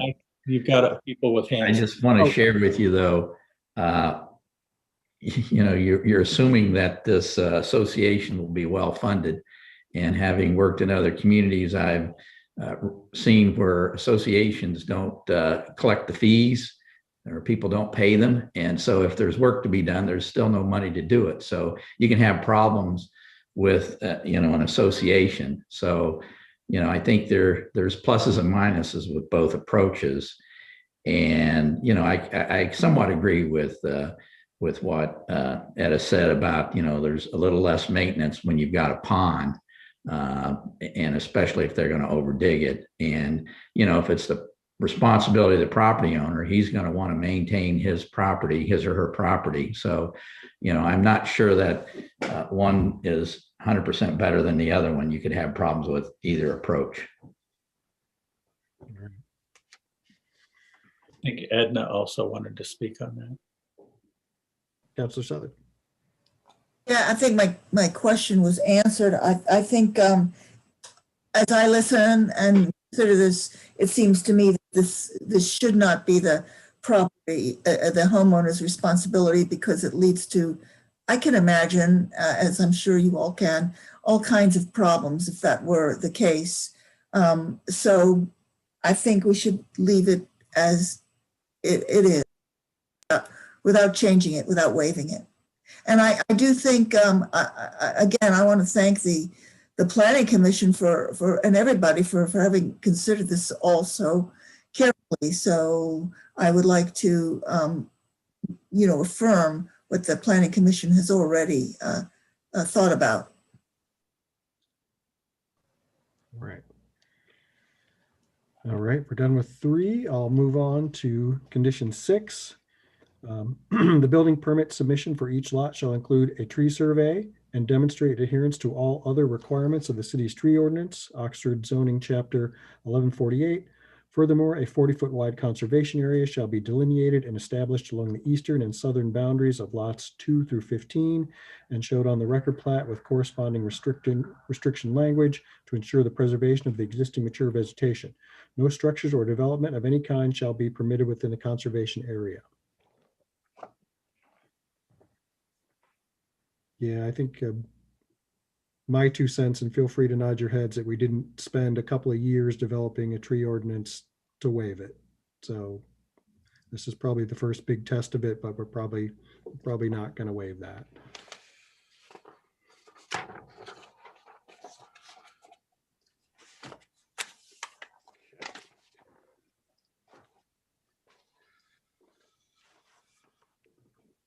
Condition 7. An 80-foot wide conservation area restriction shall also be established along the northern boundary of lots 1 and 2, observing steeper slopes in this area. No structures or developments of any kind shall be permitted within the conservation area. Any thoughts?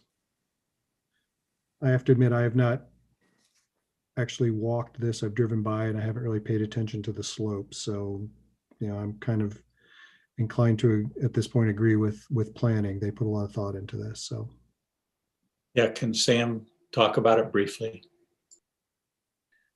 Yeah, to me, this is the area that's the most obvious because of the steep slopes. It probably has the most risk involved. And yes, it could be engineered, but if there was any area to be preserved, if there's mature trees and steep slopes, those are key things that are typically combined. I haven't personally walked it either, but if you look at the topo map, you can see the lines are really close together in that particular area. All right. Move on to condition 12. A waiver is hereby granted to section 1101, section 4, 404D to decrease the minimum connectivity index from 1.2 to 0.5 on condition that accessibility connectivity of some kind be explored and an adequate solution is reached between the applicant, city staff, and the law director. Mr. Berthurch. So having been involved in the development of the connectivity index, I mean, we've learned from time and time again that if you don't plan for connectivity to adjacent subdivisions, you come to regret it later. The fact is, and again, this is one of these things that I'm not even sure we should be negotiating these ones. It's like the sidewalks and the subdivisions that Mr. Snavely talked about. Like, it is what you do in a subdivision. It's part of the code. We were willing to look at the likelihood of adjacent subdivision and say, maybe a roadway is not the best way, but some kind of multi-use path.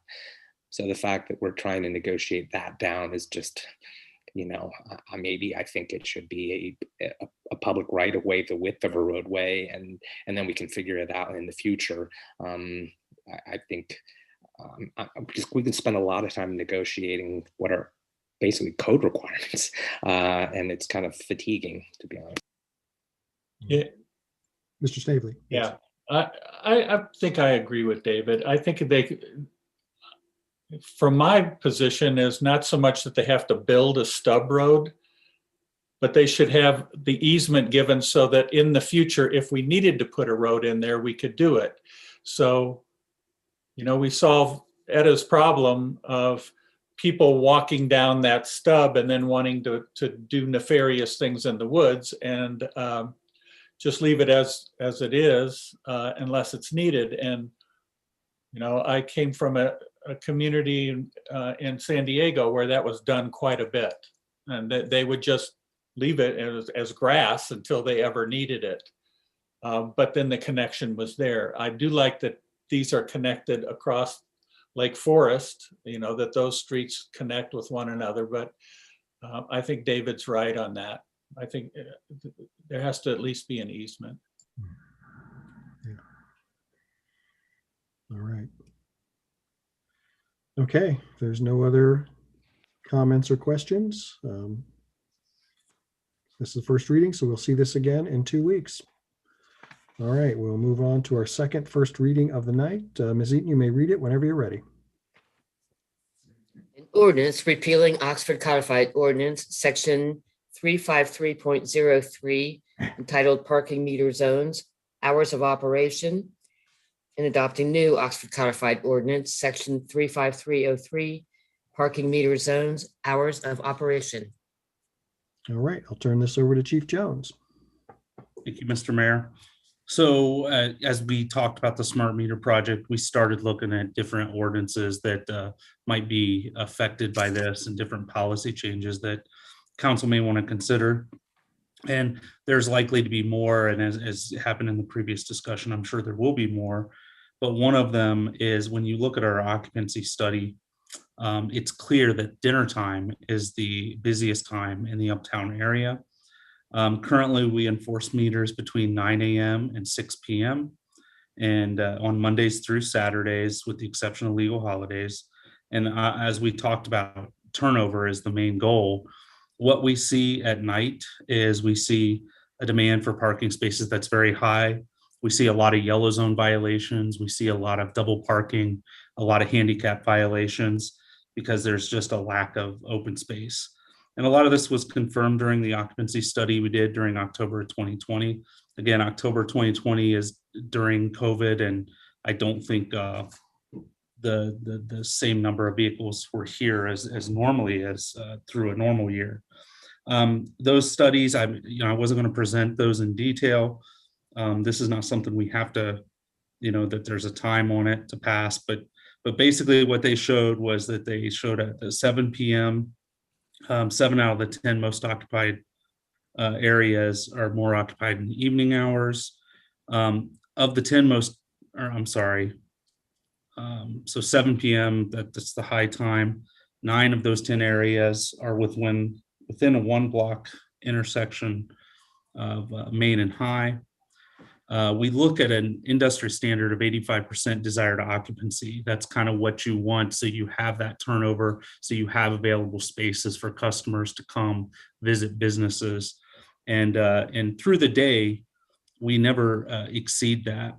The average never does. However, in the evening hours, those were over 85%. So that's what this ordinance does. It would extend the meter hours until 8 p.m.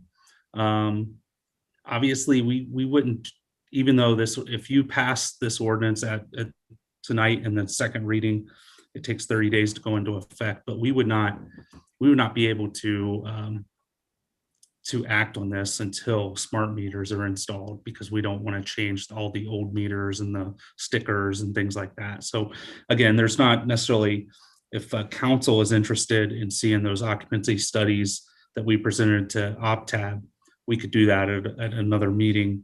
There's no real urgency to this ordinance. We're just trying to get things in order. All right. Yeah, inquire if there's anyone from the public who would like to address this ordinance before council. There's not. Thank you. All right. I saw Mr. Snavely's hand. Yeah, I think the study would be interesting to read, and I was actually predisposed against this ordinance until you spoke. And Chief, I thought you gave a good discussion of it. And since there's no rush on it, I'd rather we just tabled this until we had time to do it, and it was more linked to the time when we were going to be putting up the new smart meters, and then you can have the new ending time. Let me get Councilor My Southern. colleagues won't like it. But. I actually think this is a good ordinance. This is a good idea. And the reason is that I've heard from, I mean, anecdotally, there may be studies, and I'm sure they support it, as you've said. Thank you, Chief Jones. But anecdotally, people are saying the city is dumb, is stupid not to be charging at those hours when the turnover should be the greatest. So I'm much in favor of this because I've heard from many people that it makes sense to, why is the city not charging during these hours? It doesn't make sense. So I favor this ordinance, and I appreciate that you brought it forward. All right, Mr. Prithurch. So I think we have the occupancy study, which the fact that it showed that we had excess occupancy even in the midst of pandemic, tells you what we're going to be like when we're back to full occupancy again. And what was equally compelling was the description of the public safety officers who walk the streets and they see the dynamics. What we have now is we have a lot of people who live above the businesses uptown, and they move their cars uptown. You could move it in at 4 o'clock in the afternoon and put 2 hours in, and then you could store the car until 2 o'clock in the morning or whatever. So we have competing forces. And I think anything that just keeps those spaces turning over during the primary hour achieves the goals that we want. And so to me, it's this comes in the category of kind of a no-brainer that we've been talking about for a long time. And I'd love to us to move forward once we can do all this together in August when we have to start a new year. Fantastic.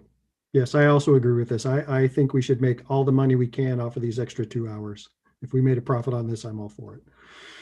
So, all right. So I'll just, Chief Jones, chime in. I guess just for some direction, so I know, at the next meeting, do you want me to present a little bit on the occupancy study? I have a PowerPoint that we presented to OpTab. Yeah, but let's do that and not table it and just look at that. Probably advance it in 2 weeks. That'd be great. Okay, thank you. Okay, let's move on to our first reading. Ms. Eaton, you may read it whenever you're ready. Ordinance repealing Oxford Codified Ordinance, Section 353.05, entitled Payment, Amounts, and Time Limitations, and adopting new Oxford Codified Ordinance, Section 353.05, Payment, Amounts, and Time Limitations. All right, and we'll go back to Chief Jones. Yes, so this is where we're going to talk about some rates. And so what we found is while the rates are in the fee ordinance, we found that this ordinance, section 35305, discussed rates as well and time limitations. And so, with the flexibility of the smart meters, this just was hampering that, and you can't be very flexible when it's in your ordinance. And so what I was trying to achieve here is to update the language and tie everything to the fee ordinance. And the reason you want to do that is because council reviews the fee ordinance every year and can make changes annually with that if they want, rather than having to do 2 ordinances. So I think I've got that language in here. You'll see in my staff report what the current language of the fee ordinance is, where, and this kind of goes to Mr. Snavely's point in the earlier discussion. That's how it's broken down by, South Campus Avenue, side street 2-hour meters, side street 10-hour meters, parking garage meters. So that's how, over time, the city broke down how they were charging.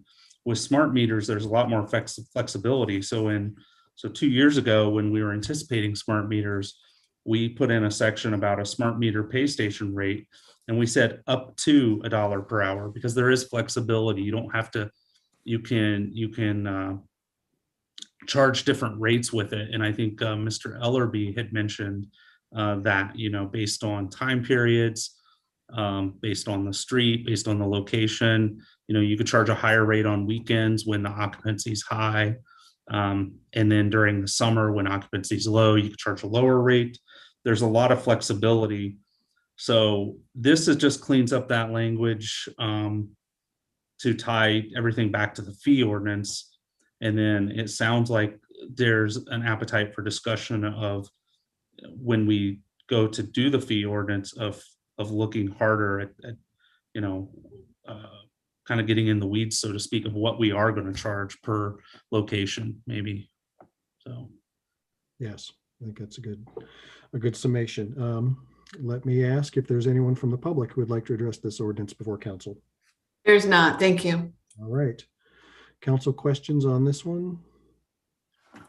So this just cleans up the location of the fee ordinances. This isn't setting any fees at this point. So again, talk about that at a later date. All right. Okay. All right. Let's move on to our 4th and final ordinance of the night. Ms. Eaton, you may read it whenever you're ready. An ordinance amending ordinance number 3600, supplemental budget ordinance number 3, to make supplemental appropriations for fiscal year 2021. All right. I'll turn that over to Mr. Newland. Yes, this is a budget adjustment needs to be made. It's pretty straightforward. There was a traffic light pole on the corner of Locust and Chestnut that got ran into, and Leanne Hendricks, in Mike's group, one of his employees, was able to obtain a insurance settlement. And so this is just showing the money being received as revenue of $30,000, and on the expenditure side, a $30,000 increase in the appropriations and the unencumbered balance of $30,000. And this is to get this in place so we can make the needed repairs. Be glad to answer any questions. Let me once again ask if anyone from the public would like to address this ordinance before council. No, there's not. Thank you. All right. Council questions or discussion? All right, this one I haven't noticed yet. There's also one that's kind of dinged on church and college, but probably out of warranty. Okay, we will see this again in 2 weeks, and let's move on to announcements and communications. I'll start with City Manager Elliott. Thank you, Your Honor. A couple things. Just a quick update. I know you all look at the various sources of COVID information, but just share with the general public. As you know, Jenny Baylor issues a report each week, and for our zip code 45056, we have now a new figure is 3,145 cases, and that includes Miami University student confirmed cases. We're still 8.6 of the total cases for Butler County. And of course, the total reported cases for Butler County are 36,627. Under the public health advisory system, as of April 1st, we now have 51 counties, which includes Butler County, at the level 3 red. And we have 32 counties at the level 2 orange and 5 counties at level 1 yellow. And as we all know, last Monday, the states scheduled vaccination eligibility plan includes all Ohioans age 16 and older. If you had a chance to look at the COVID dashboard that's updated daily for Butler County, as of April 6th, 108,048 individuals have received at least their first dose, and that's 28.2% of the population. If you look at it breakdown for older age groups, we are at about 70% for the 80 plus, a little over 70% for the 75 to 79, at about 73% for the 70 to 74 age group, and then about 65% for the 65 to 69. So we are getting more and more people vaccinated in the county. There are more places to get vaccinated, and we urge everyone to get a vaccination. We are not out of the woods yet. If you break it down by the population right now, it's about 1 in 12 Ohioans have been infected by COVID. And so I know we're all aware that the governor had talked about removing some of the orders if we ever got down to 50 cases over 2 weeks per 100,000 population. We're actually going in the opposite direction. We're now up to about 167 cases per 100,000. If you look at the comparison with other states, we have a number of states, including Ohio, that are now seeing increases in their average cases per day. For example, this week we're at 1,978, whereas about 3 weeks ago we were under 1,600 cases. So the trend is changing. It's not a cause for alarm, but it is a reminder that we are not out of the woods. We need to continue wearing our masks, social distancing, avoiding large gatherings, even if you've been vaccinated. The governor did release an update of his orders, and actually it was the director of health.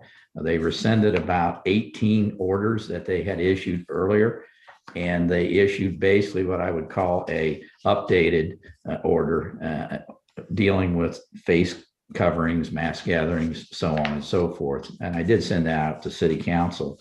So, we're going to watch things carefully. More and more people are getting vaccinated, which is good. Whether or not we can get to what they call herd immunity, who knows? They're talking, at least the articles that I've read, that at least 70% of the population needs to be vaccinated. And of course, with the several variants that have now showed up in Ohio, we just need to stay vigilant. And the last thing that I wanted to share with City Council, just a quick update, the annexation petition was submitted to the county commissioners.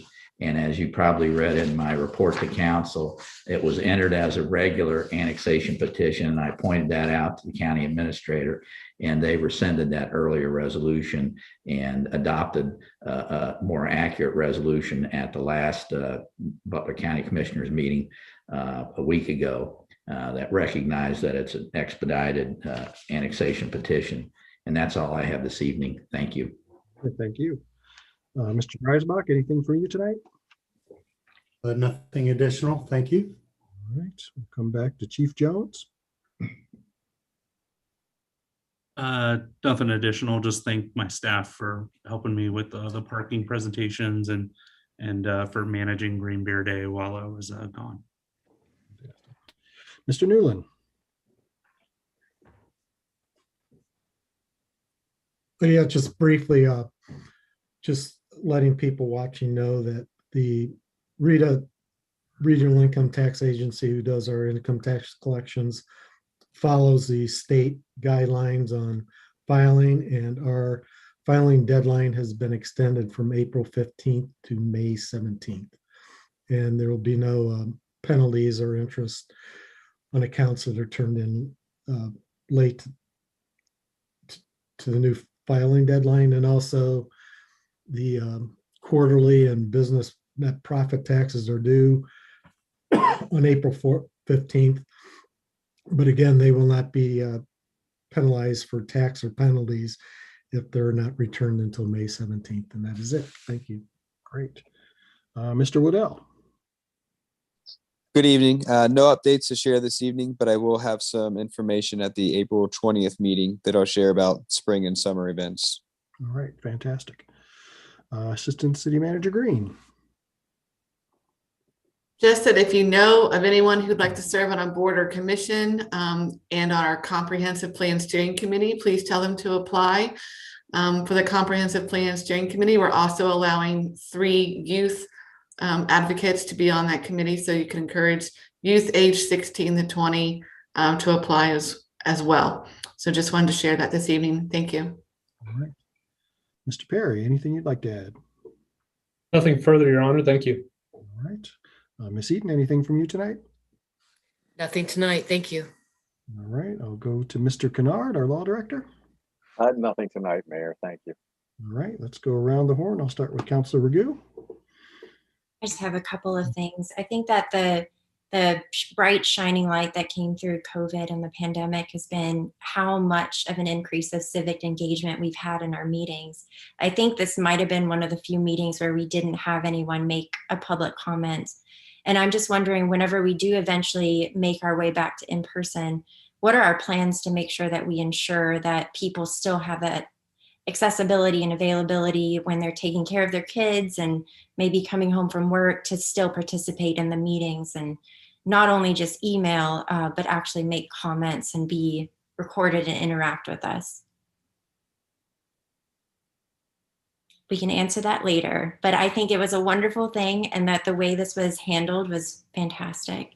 And then my last comment would be, when I sat through that housing study, I took that as marching orders. And I thought they did such a good job that this is what we need to do. And this is backed by data and real facts.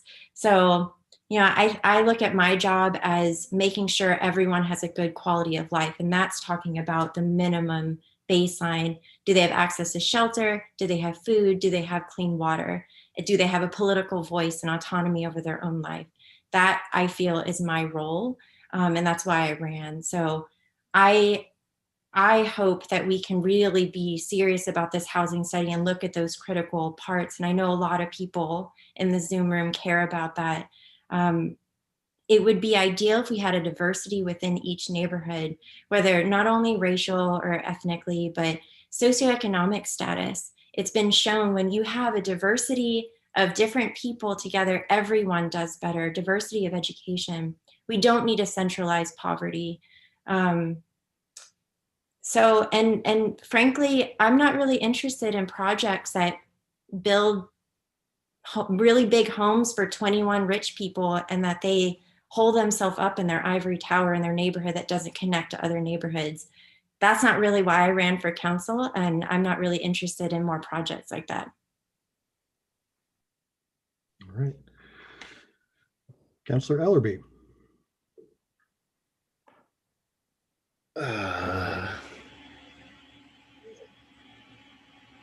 No, nothing tonight. All right. Let's go to Vice Mayor Snavely. Yeah, I just want to give a shout out to Jessica and Seth and commend them for setting up and getting started this program to get people who have transportation issues and other problems to be able to get them to be vaccinated at the fairgrounds. And also recognize BCRTA, who have generously agreed to cooperate with us, Oxford Senior Citizens, who help people get to the bus so that we can take them down, and the Butler County Board of Health. And Jenny Baylor has been so helpful to us. I went down with another group and, you know, it's very smooth. And they expected the bus, so they weren't shocked by it. But the people, there weren't a whole lot of them, but they really appreciated it. And so my hat's off to you, Jessica. Thank you very much. Thank you. That's all. All right. Councilor Southern. Well, I just want to thank everybody for their good work. I think it has been amazing how many good projects are going on. And I think that the goal of transparency, not, well, of making sure that information gets out is very important. People have lots of questions, and we've got to keep finding ways to inform them, because we've got to find many different ways, because there are many people don't listen to one avenue of information, and that continues to be an issue and a problem in our community. I'm sure in all communities, but it's something that we all face, and that we have to continue working on. But I think that we're on doing a lot of good work, and I just am really proud of our community for doing the good work, and I'm so proud to be working with all of you. So thank you. All right. Councilor Bracken. Yeah, I'd just like to ask the community to stay vigilant and get vaccinated. Let's finish this thing off. We may not get rid of it completely, but we can drop it down where it start to feel safe again. Everything can start to open up. That's all. All right. Councilor Prithridge. Nothing tonight. Thank you. All right. I just have like 3 quick things. I got to participate in the Coalition for Healthy Communities and the NAACP's mental health town hall the other night. So if you are struggling, there is volumes of information on their website about where you could obtain some help and some counseling. It was a very good event, very well attended. I learned a lot. I too will chime in about vaccines. I get my 2nd shot on Saturday. Very excited about that. And I want to remind everybody that our mask ordinance and our mass gathering ordinance are still in effect. And I'm especially speaking to the Miami students. I need you to keep wearing your masks and being a good participant in our town. So with that, can I have a motion to adjourn? So moved. Moved by Councilor Southard, second by Vice Mayor Snavely. Ms. Eaton, will you call the roll so we may adjourn? Mr. Prithridge. Yes. Ms. Ragu. Yes. Mr. Snavely. Yes. Ms. Southard. Yes. Mr. Bracken. Yes. Mr. Ellerby. Yes. Mayor Smith. Yes.